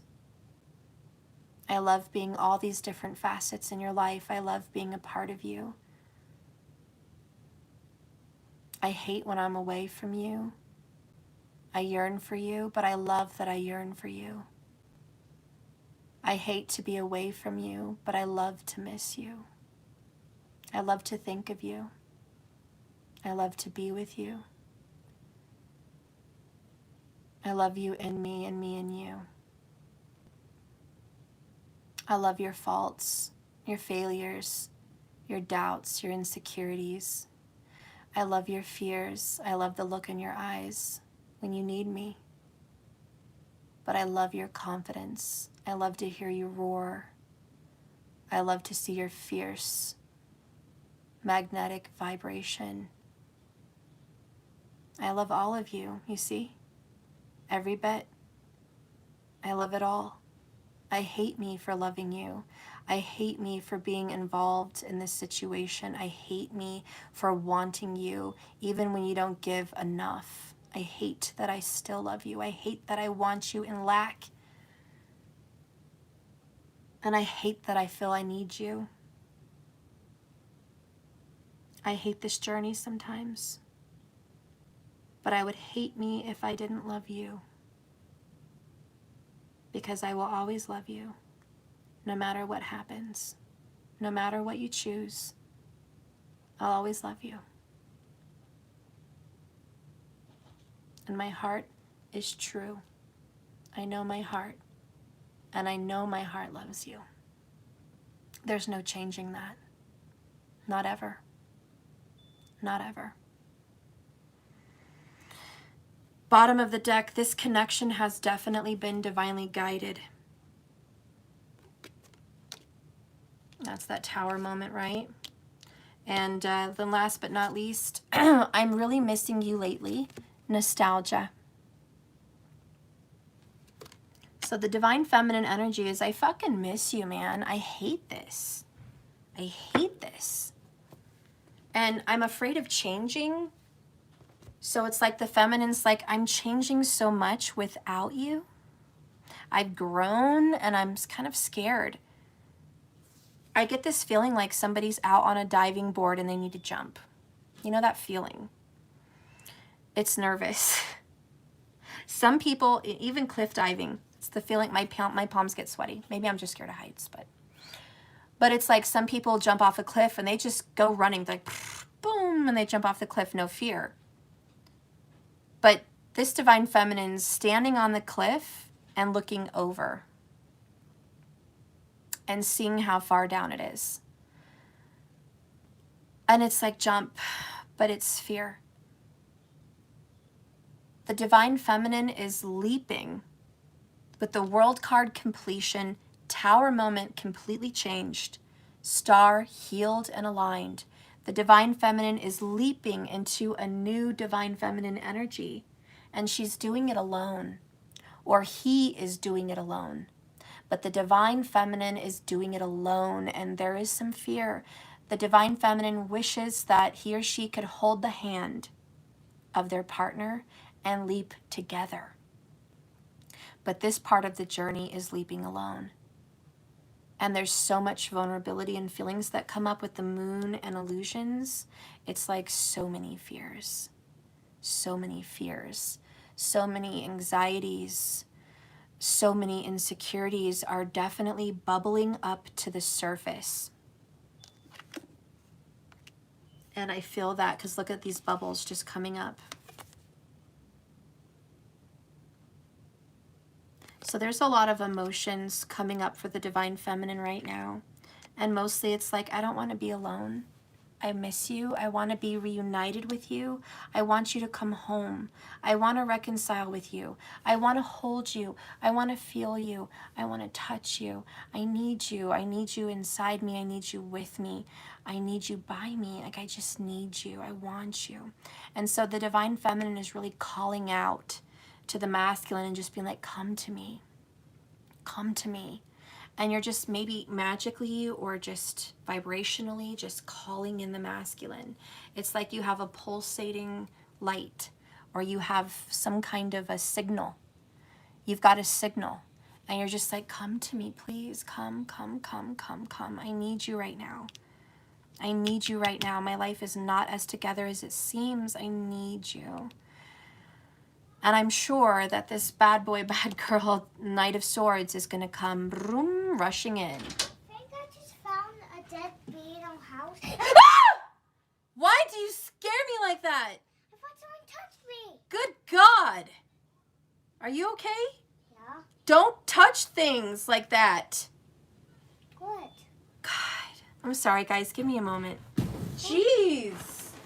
But don't spank me. I'm not. But don't. You could have been stung. Where is it? It's right there. Be careful. Even when bees are dead, they have a stinger. Don't touch it. Okay? Okay. Sorry, guys. I just got terrified here. I'm a big wiener. Okay. Close my door, please. And, wow, this is a wasp. This is like a freaking hornet. Oh. You guys are laughing at me because I screamed. Guys, Matthew just got stung by a bee like fucking 2 weeks ago. And he was crying and he was so upset and I didn't know what to do and I just don't want him to get hurt. It was so terrible. And then he got better. He was like fine after an hour. Well, that was not my experience. I got stung by a bee last summer on my ankle. I wasn't even bothering these fucking bees. I was just gardening and this fucking bee stung me. And it felt like I got hit by a car. My entire foot was throbbing. It was swollen. It was extreme, excruciating pain. It went on for probably 6 hours. I had a severe headache. I was crying, and I'm a strong woman. I've given birth to babies, but that fucking bee sting had me crying like a baby. I was just crying from the pain. And my mom was like, why are you being such a baby? Like, what the fuck, you know? And I remember getting stung as a bee as a kid, and I never had that reaction.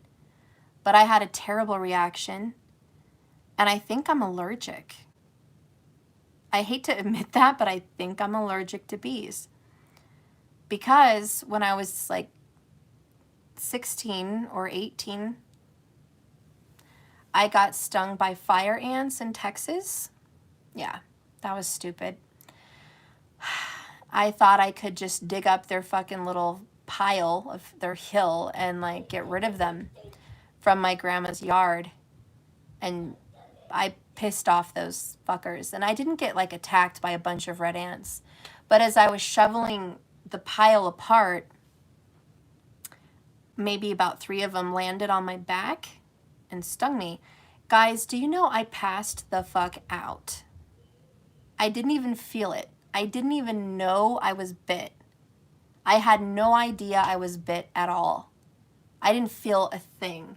But after I was done doing the yard, I got really dizzy and I started feeling like I was gonna faint. And I thought, oh, this is Texas heat, you know? It's just Texas. I was like, I'm just fucking hot. I'm gonna go take a cold shower and I'm gonna feel better. I get in the shower and I pass out buck-ass naked, guys. Well, I don't think I passed out in the shower, but I was gonna definitely pass out. So I got a towel around my body and I went to the hall and I was gonna call for help and I fell down in the hall and I passed out. I completely lost all consciousness. The next thing I know, I'm awake, dressed. Who the fuck dressed me? I was like, who did it? Was it my cousin? Was it my grandma? Was it my aunt? I was living with my grandma B at the time in Texas, and I had 2 aunts living with me, about 4 cousins, maybe 6 cousins living there also, and me. And so it was just a full house. And I'm like, who the fuck dressed me? Anyways, I was dressed in the back of the ambulance by the time I woke up. So my point being, I'm allergic, okay? And the ambulance was like, listen, I think you're allergic to ants. Is that what happened? I'm like, yeah, those fuckers. So I never mess with red ants anymore. Oh, it was 1:44 minutes when I looked up just now. Anyways. So anyways, that was my ant story, and I've avoided red ants since then. But when I got bit by that bee as an adult, it took me out, guys. I was like in throbbing pain and passed out. If you guys know anything about allergic reactions from bees, let me know, because I still didn't really research it. I just stayed at home with my mom. I put ice on my foot and I just dealt with it. And it got better after like 6 to 8 hours. It got better.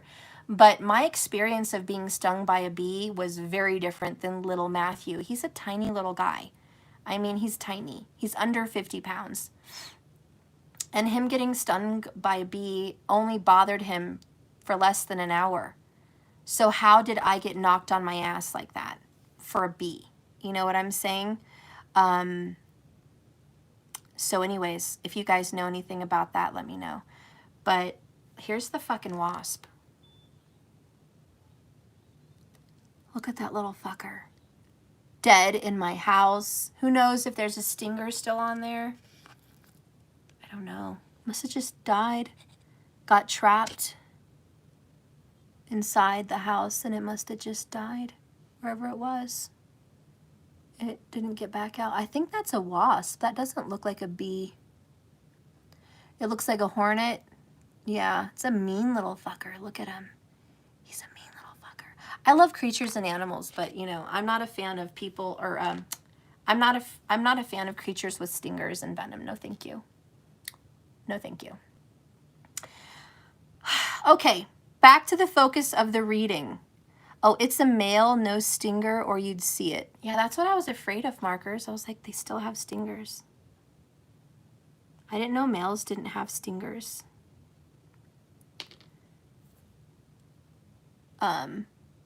If that stings you, oh my God. Yeah, that's why I was terrified. I was like, Matthew, I freaked out. I'm like, don't play with freaking...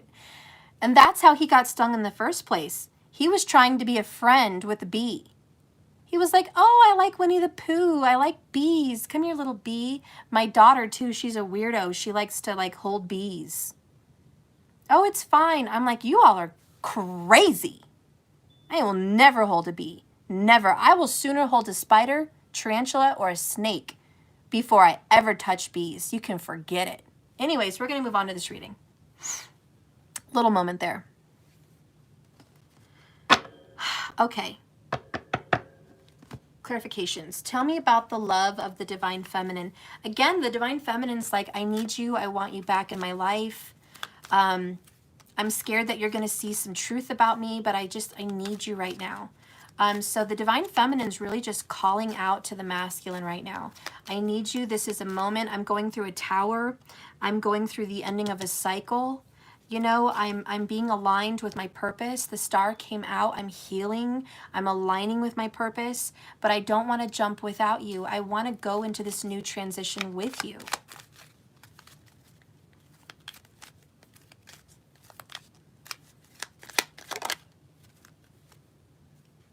You got this card. Same card we got for them. Imagine all unwanted thoughts dissolving into light, feminine. Create room for a new opportunity and new possibilities in your life. Your negative thoughts are getting the best of you, feminine. You're thinking fear. You're scared that your person's not with you in this moment. You miss this person, but you don't need to be so scared. It's going to be okay. You just have to kind of go in this energy with yourself.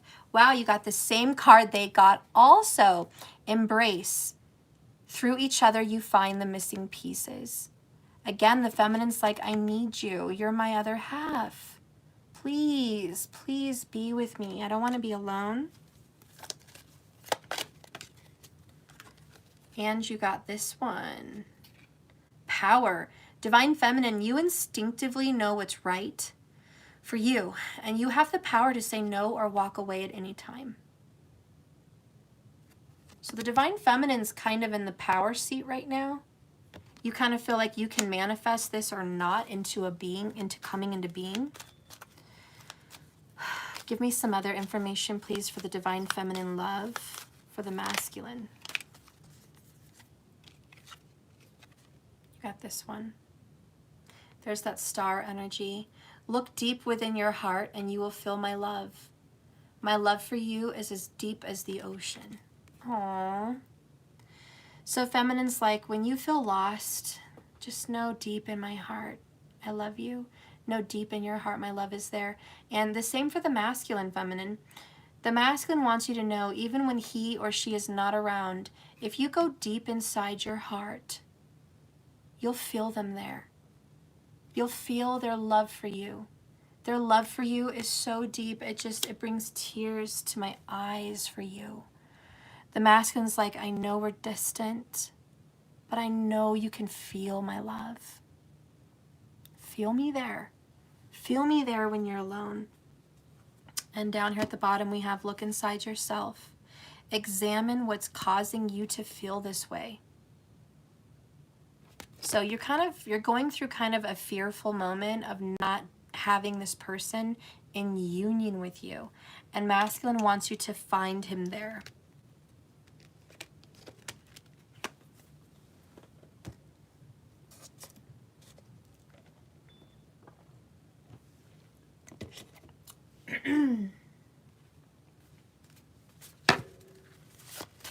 Divine Feminine, please.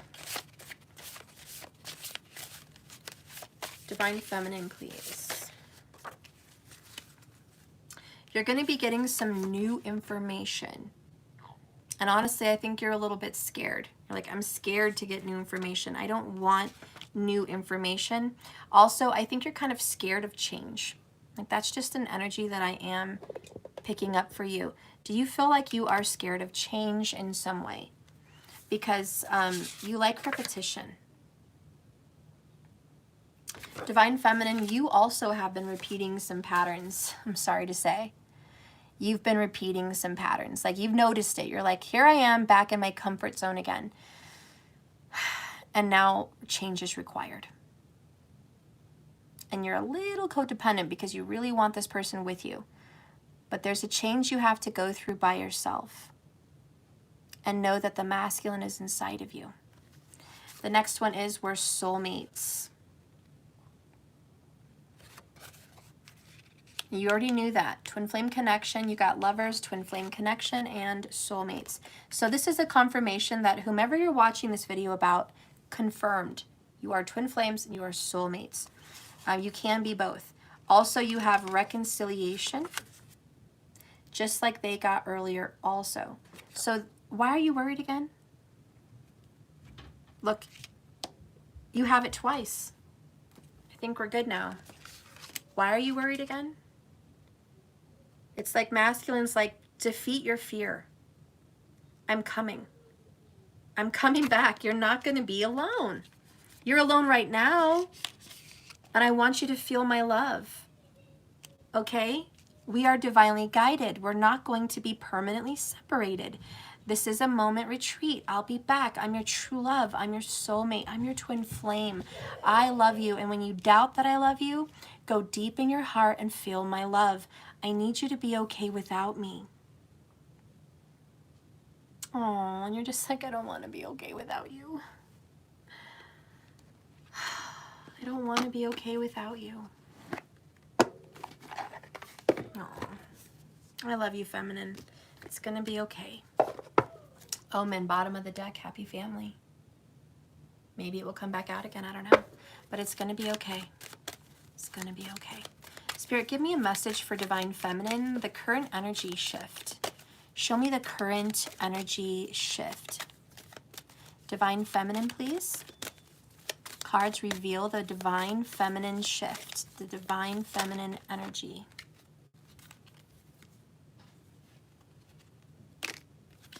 So you need a new strategy.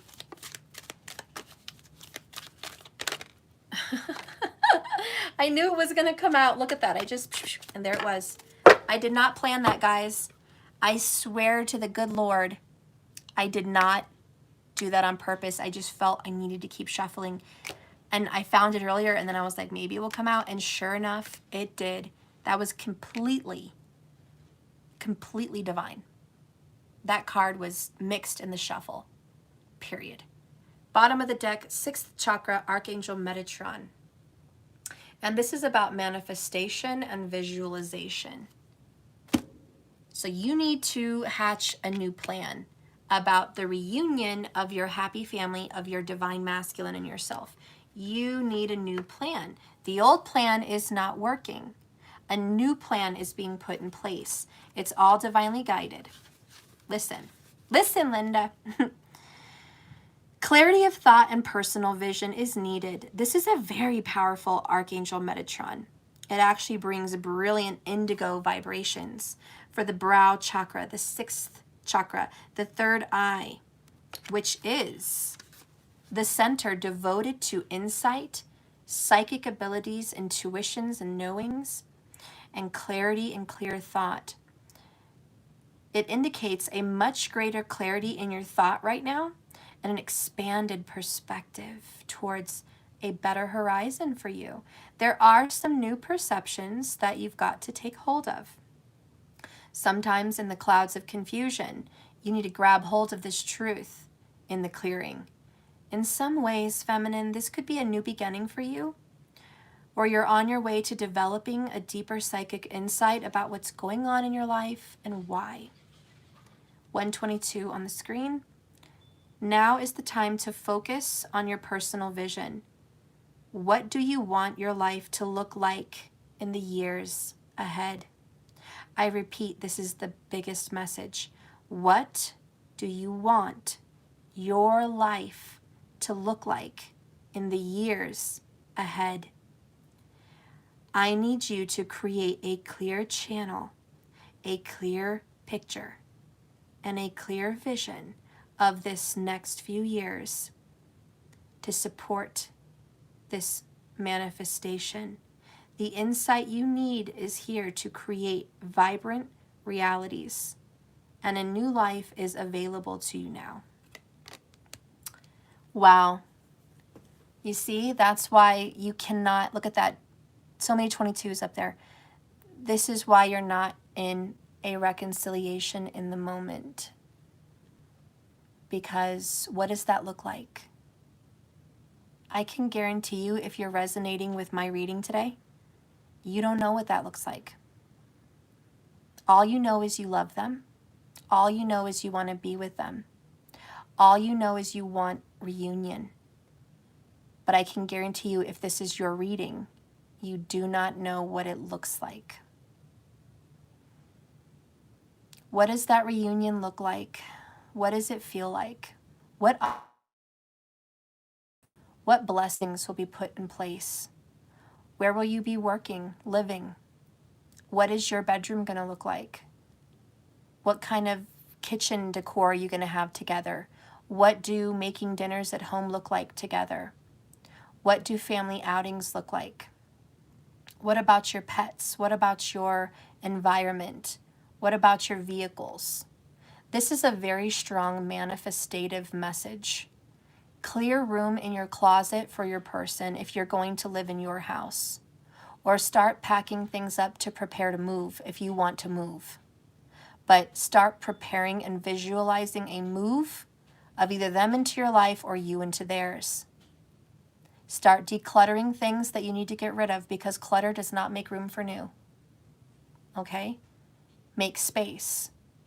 Start paying attention to feng shui, vastu, creating romance, calling a lover in.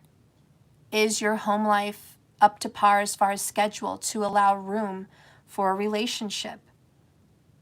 These are all parts of the strategy that you don't have.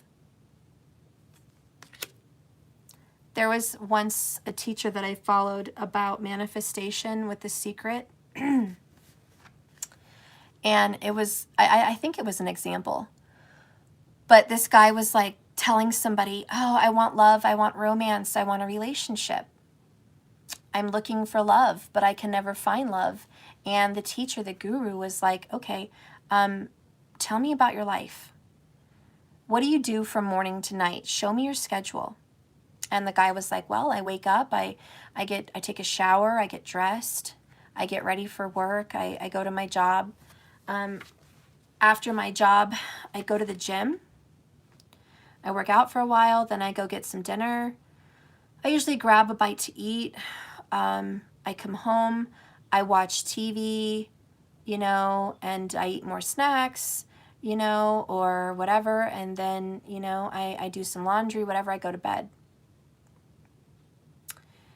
And this guru, this beautiful, intelligent master of manifestation was like, I see your problem. And the guy was like, what? I'm a totally desirable guy. I'm sexy, I'm handsome, I've got a good job, I'm responsible. Like, I don't see how that's a problem. I'm a busy person. I stick to a good schedule. I do the same thing almost every day. I'm a good partner.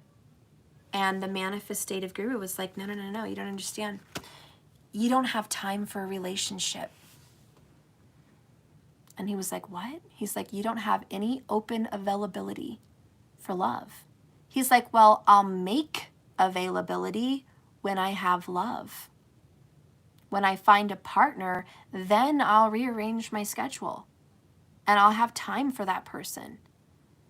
And he's like, you're not understanding the point of manifestation. You have to already create space so the universe can fill the void. And the guy was like, I see. I get it. And he's like, your bedroom does not look very welcoming for a partner. There's no bedside table on the other side for this person. There's no clean, comfortable spot right there. It's very, when you turn down your bed at night, you only turn down half of your bed, not the whole bed. It's not very welcoming. You don't have any flowers, pink roses, or anything like that on the other side. Nothing romantic or warming to welcome love. Also, you know, your bed sheet colors mean something. And if you have tan, beige, black, stripes, it's not calling in romance. It's not calling in a love partner. He's like, either have white for openness, cleanliness, purity, just openness, or pink, you know, even a light pale pink for friendship, fondness, you know, lighthearted romance, love, blossoming energies, or red, passion, desire, you know. The colors of your sheets actually call something in. I'm sorry, I'm getting way too much into detail about what the video said. But second, again, room in the closet. There was no room for this person. He's like, your closet is stuffed. It's full. You've got a closet full of shoes. You've got 100 shoes. They're all lined up. Your closet is stuffed to the brim. If you had a relationship, where would this person put their things? And he was just like, okay, that's point made. And he's like, now, as far as your schedule, when do you have time to spend time with your partner in your busy schedule? You go to work, you go to the gym, the day is gone. You've made no time for that person. Well, I need to go to the gym. Well, maybe you can meet someone that you can go to the gym with. But first, make time to create a relationship. Can you go for a walk instead of the gym? Can you go for a jog? Can you go for a run? Get in nature. Can you make time to where you feel your head isn't sucked into music and it's just about you? Can you create some kind of space where a partner might want to be with you? Maybe a walk around a lake, maybe a walk through the park. You know, create that kind of energy. Okay, well, he's like, I can fix that. I can definitely do that. I can adjust that. He said, at least a couple times a week. He said, I'm not asking you to change your complete schedule, but you need to leave a couple times a week open so you have that availability to come home from work and spend time with that partner, because that partner's going to want one-on-one. That partner's going to want to spend that time with you. So, you know, a park and outing would be perfect because you might want to do that with your person. Also, create meditation time where you have at least 30 minutes to an hour to focus on love. Meditate with a pink candle or roses in front of you, red candles. Meditate on love. Because right now you're lacking, you don't have it. Sit down, cross your legs, put on some love vibrational music, and meditate. Speak things like you already have a relationship. We are in tune. We are in line. We have a beautiful, communicative, friendly relationship. Me and my partner are so in love, and we feel so comfortable around each other. I have found my soulmate, and we are in perfect harmony. I am completely happy and in love with myself. Therefore, I can completely love another partner fully without lack. And my partner can do the same for me. You see, those affirmations are so healthy and so good when you're trying to call in that soulmate.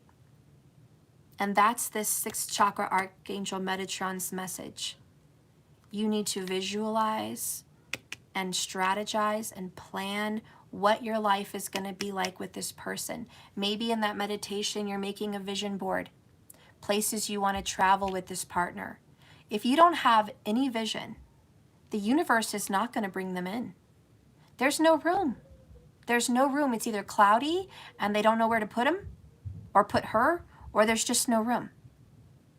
Or there's literally physically no room visually, like literally in your vision, there's no room for someone. But these are all parts of the strategy. You have to visualize that love interest, that family, that romance that you want, so it can come in. And never pick a specific person, because you can't force your twin flame or your soulmate to be with you.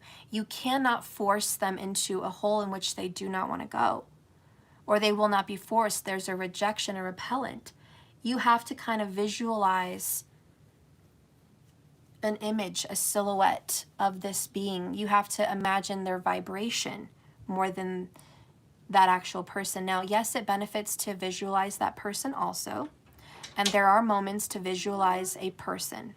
But when you're calling in a love interest, just a partner, you need to leave that open. I don't know if it's a dream, but I think I remember I found my Mandalorian mask in this place. Okay. All right. Well, go ahead. But did you see it with me? No, I don't see it. It must have been a dream.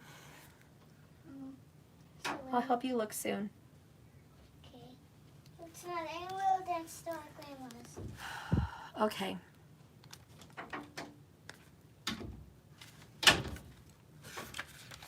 So 21, strategy in reverse. Making a plan. When the strategy card is reversed, feminine, it indicates that there's a stall in progress due to a lack of planning.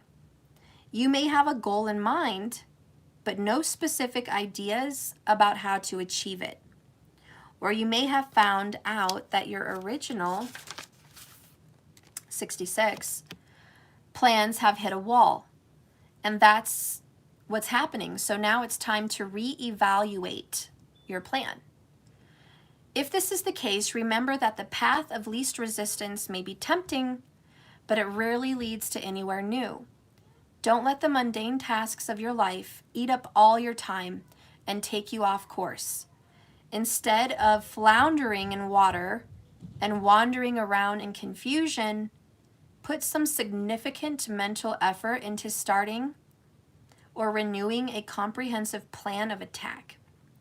This card reversed is just a warning to get you out of the role of being a passive observer and become the author and the director of your own story.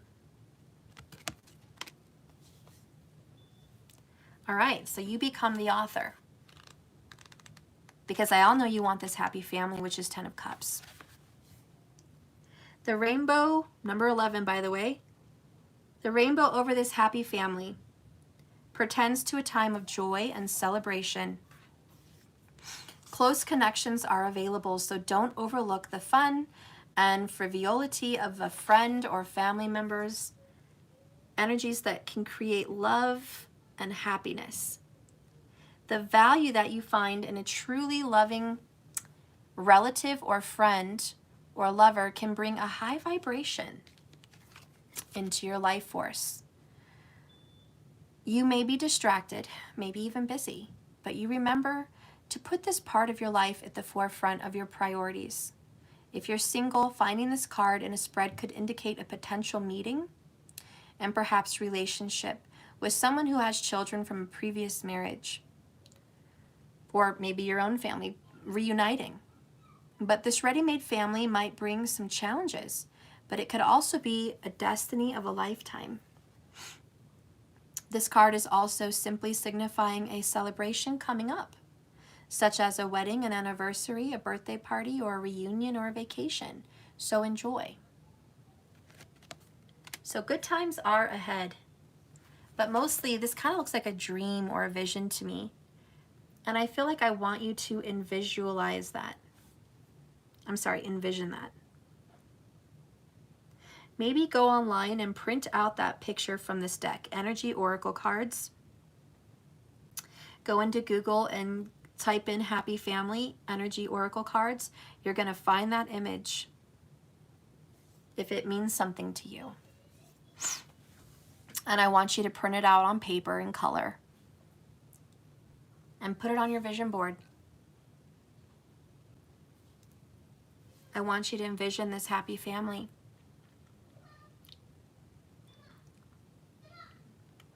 Or some vision of what you think happiness would look like.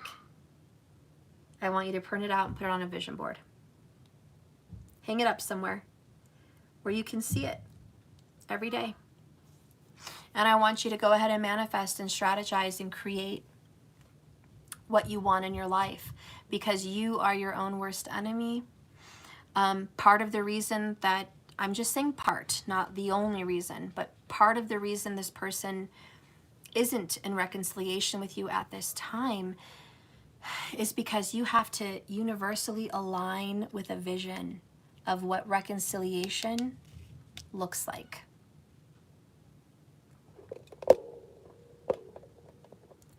Okay? You have to resonate with that. And I do feel like at times, if not maybe all the time, you do not have that vision. You have a hope and a goal,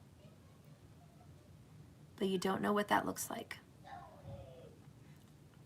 If it's hard to imagine, it's even harder to coming into reality. Keep that in mind.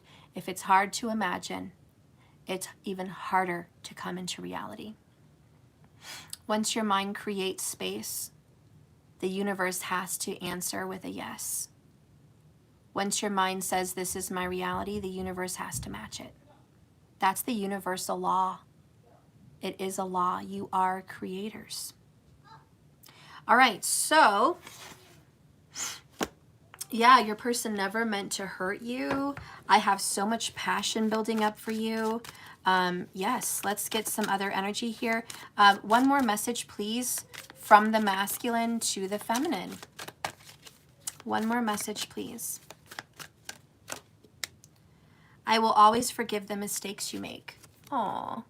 So they forgive you, and God, you better forgive them.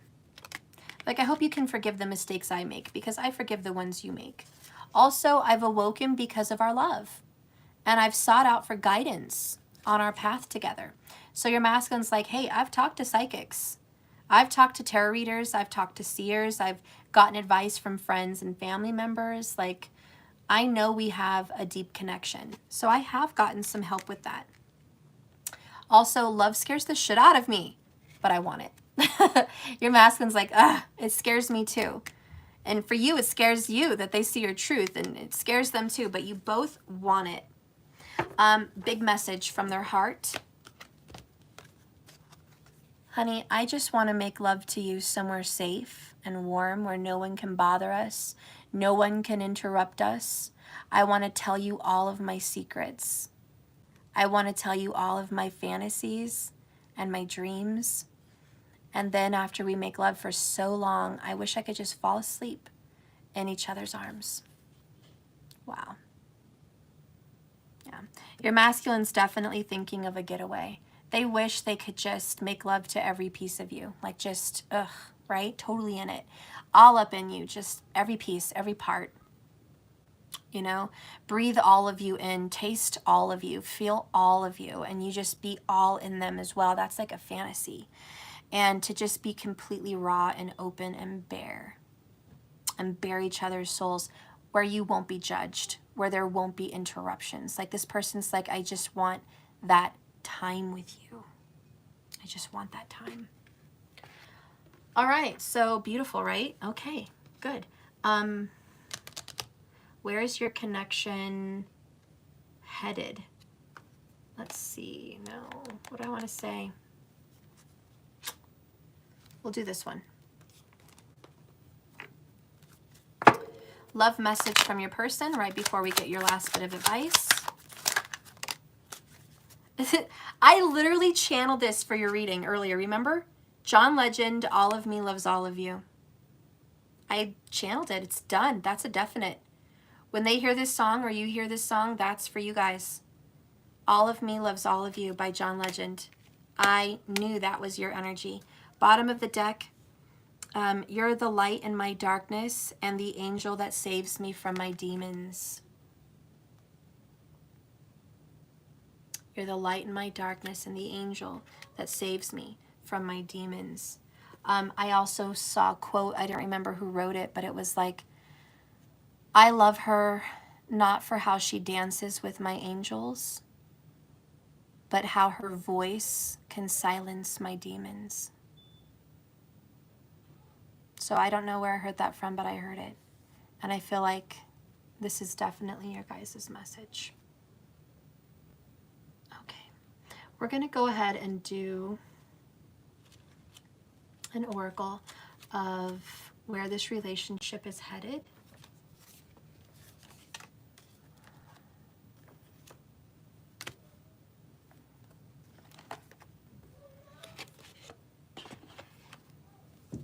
And a personal message for you as a feminine, or just whoever's watching. We'll just do a personal message for the viewer.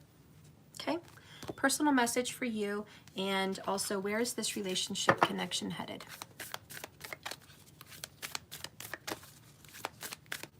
Moonology cards, please guide and direct me in this message for the twin flames, divine lovers. Where is their connection headed? Please reveal to me through the ethers, through the universe, through the Akashic records, where is this relationship going? You are good enough. Bring love into the situation. New moon in Aquarius, we got this recently. This is about sharing your romance. Give your body, give your passion, give your heart. 177 up there, 2222. Give yourself. I want you to be kinder. I want you to be more sensitive. Okay, you guys are headed for a more romantic, loving energy. It's not stiff, it's not rigid, it's not distance, it's not angry, it's not quiet. It's loving. That's the energy you guys are headed into. Also self-worth. You guys are both headed in for an energy of you are good enough. God damn it. Tell yourself that more. Both of you have these qualms where you feel like you're not the one, you're not the priority, you're not chosen, you're not enough. God, the masculine's suffering with that from childhood or some past life relationship. And you too, you're suffering with this, I'm not chosen, I'm not the one, I'm not the priority. Get it out of both of your heads. You are more than enough, you are good enough. Message from full moon in Virgo. And it says, we also have a Virgo Pisces connection here. That came up in the book for me. And that's a soulmate vibe.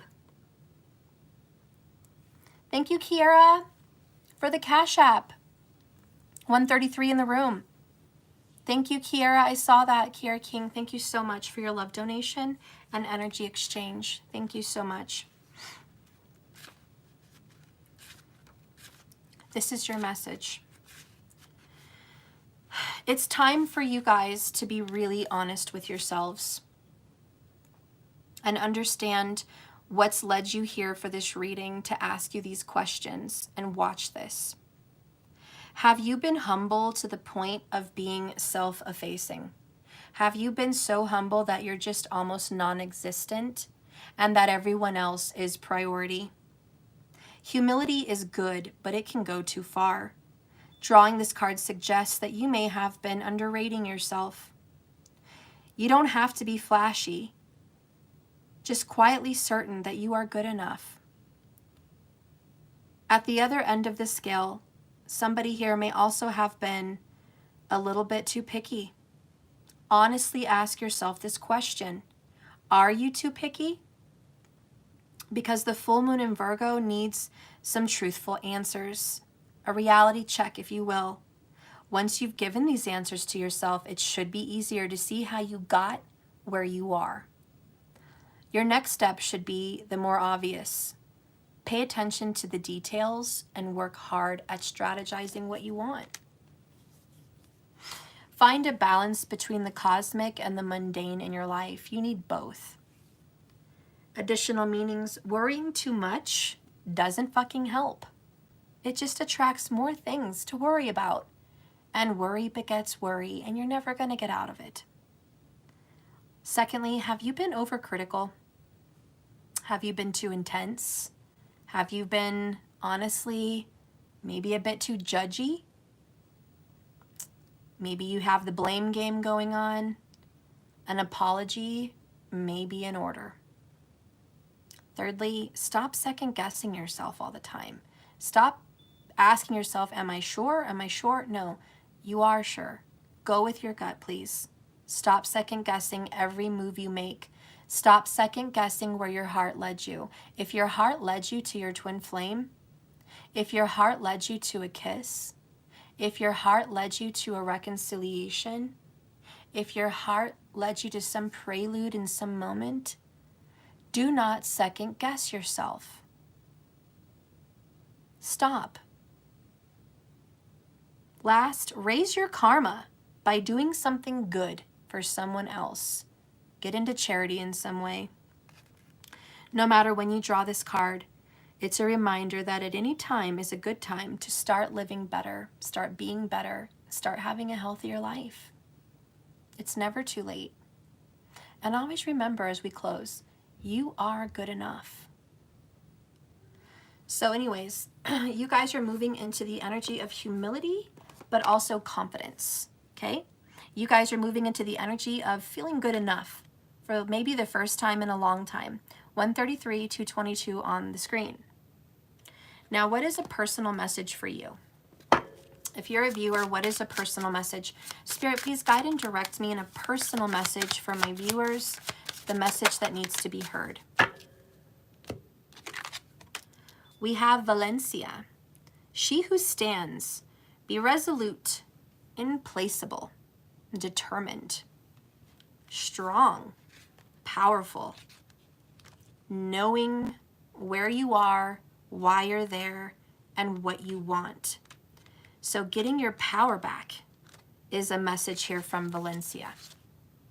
Knowing what you want and standing up for it and fighting for it.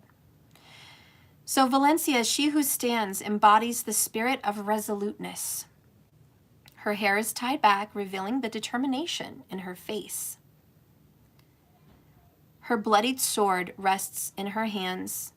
She is not holding it to defend herself. Instead, she clutches it to support herself, to stand up after a hard-won fight. Part of her would like to run. Some part of her doesn't want this. But the stronger part of her insists, hold your ground. Don't give up. The fierce tusked skull on her right shoulder reminds her it is wiser to fortify her position than to run. For now, Valencia holds her place. She stands up for herself, what she believes in, who she is, and what she wants. Those who would call her implacable would not be wrong. The message of this card is to stand your ground. Fight. Go after this, even though it's hard, even though there's judgments, even though people will not agree or support. Go against the grain. Fight your way through this current.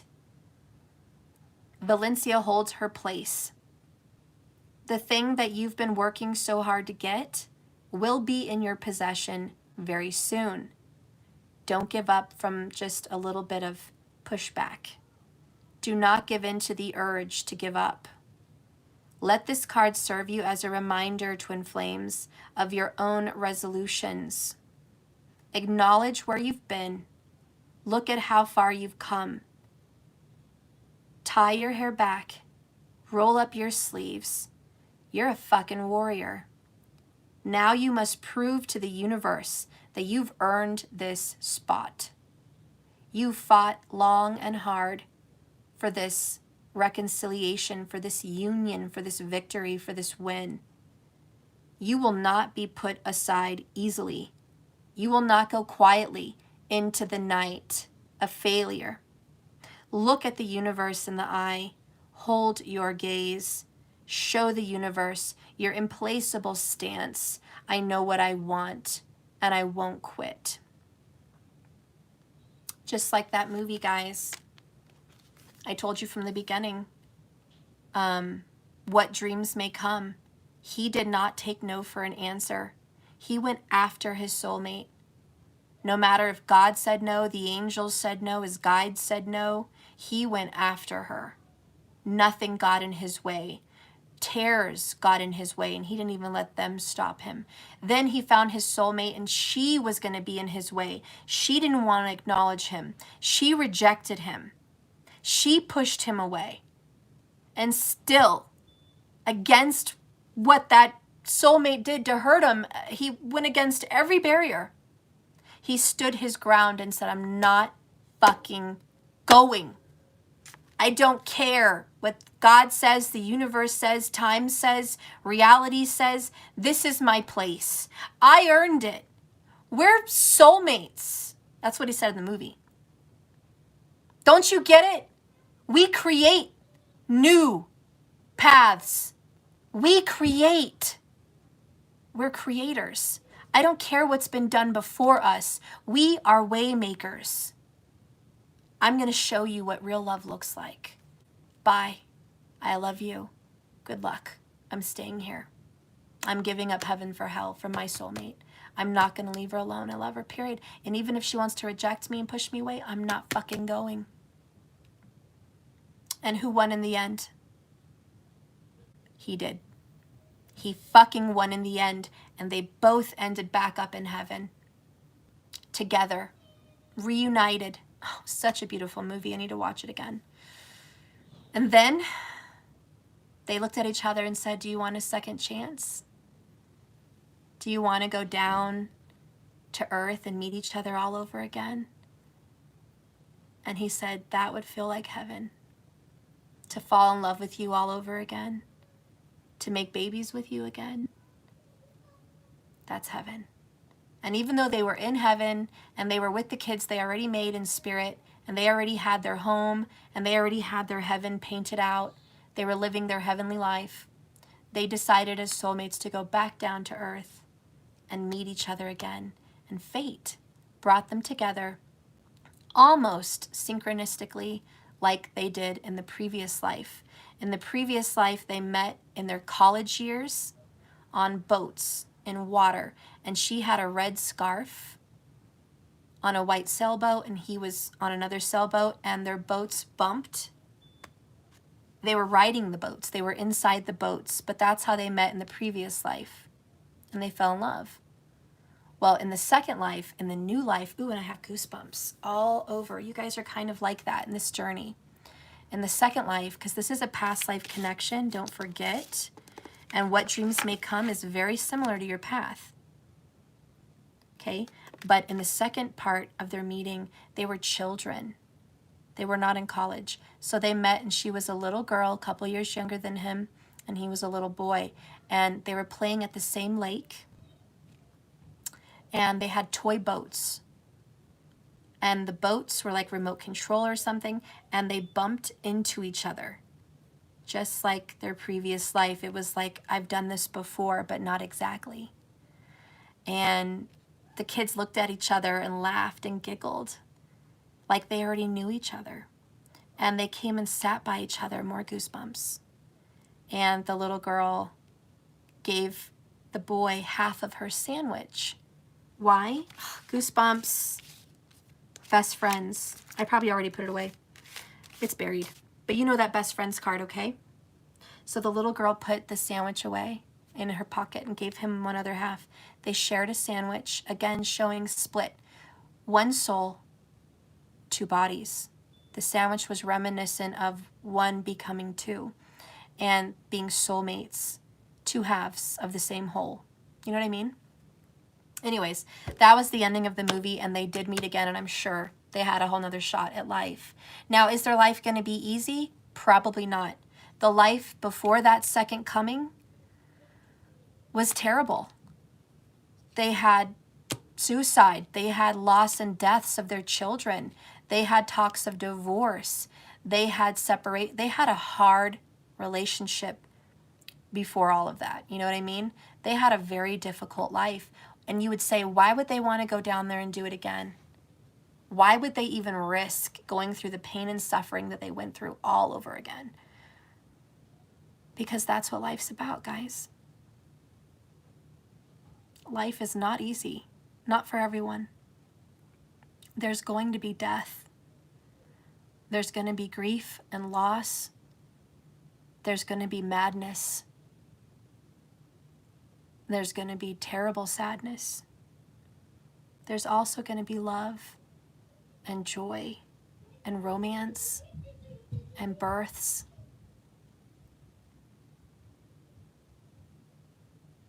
And what makes it so worth it, because we all have children, we experience our lives with children is very different.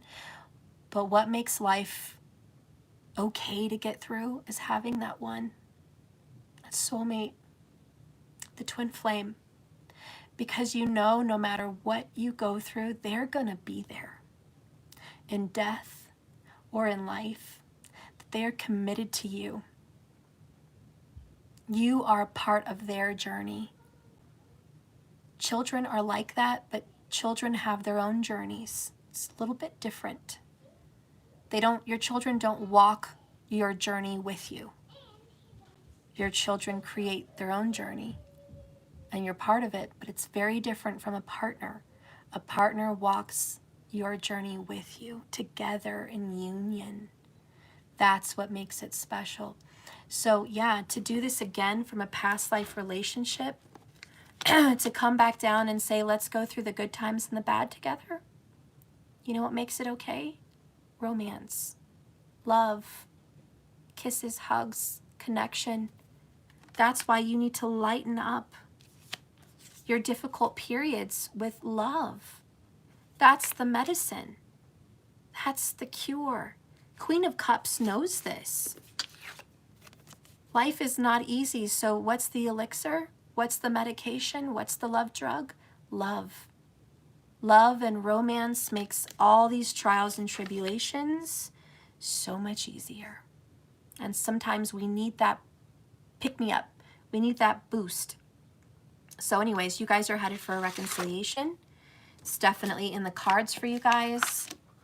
Okay, they love you. They just want to make love to you in a safe, warm place. That's their desires for you. I know you miss them, and I know they miss you. Whatever you're going through right now, you might have to jump off that cliff alone in the moment, but you'll be with them again. Be strong. And like the masculine said, every time you miss them and you're lonely, go deep down inside your heart, and there you'll feel their love. They are as alive inside of your heart as they are in person. They're alive inside of you. Feel their love and find comfort in this very difficult situation. You guys are soulmates. You are twin flames. That has all been confirmed in your reading. Yes, yes. I'm pretty damn sure you guys are going to get over these hurdles. But remember, part of your path is make a strategy, make a plan, visualize, Metatron, right? Create what you want the outcome to look like. You need a clear vision. Full moon in Virgo. Get that clear vision and make it happen, guys. You're not powerless. You're powerful and you are loved. You're already priority and chosen by your soulmate. And even in separation, you're in union. All right, guys, I love you. That is your reading. What should you focus on at the end? What should you focus on? Be sweet. Aww.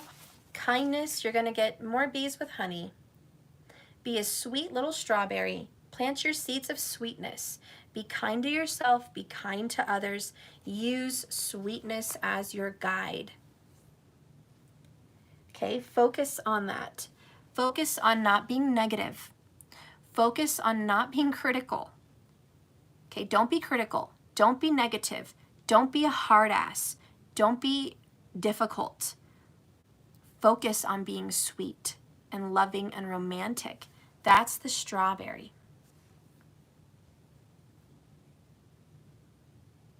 All right, well, I'm going to let you guys go.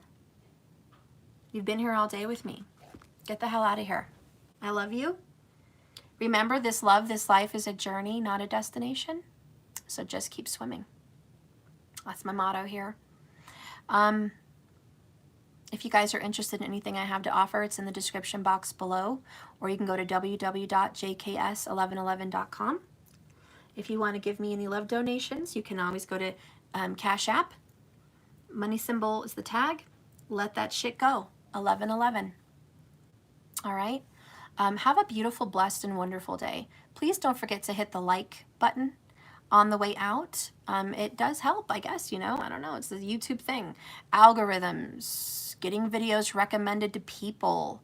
Whoever's most seen gets seen, you know, in recommendations. So, yeah, likes are important, apparently. And, yeah, comment if it resonates with you today. Just say thank you. Say love you if you have time for that little love donation of your time to shoot a comment out there. And please do not miss a video. If you're going through a tough time with a karmic situation, if you're in a karmic connection or somebody you love is in a karmic connection, I have a bonus video. And it is called That's That Bullshit. And I really feel that's a karmic reading. I don't feel it's divine at all like this. It's a karmic reading. But if you want to watch a reading on a karmic situation, That's That Bullshit bonus video is there. And keep in mind, if you want to comment under that video, your story, keep it short as you can, but your story, I am picking a few people to give some free readings to in another video. So I'm just watching now, watching how many people watch it, like the video, and comment, and seeing who's subscribed and not, so I can give you guys some donations of free videos, free readings for yourself, and not free videos, but free readings for yourself in a video. So if you're looking for a free reading right now, now's a good time to put your energy out there on that video. It's that video called That's That Bullshit. Put your story under there and see if you can get a free reading for yourself. My soul is going to be called to whomever I feel called to need those readings. It's more than one person, though, I know that. That being said, I guess that's pretty much it, guys. I love you. Have a beautiful, wonderful day, and I'll see you tomorrow. Sweet dreams tonight if I don't see you. Bye-bye.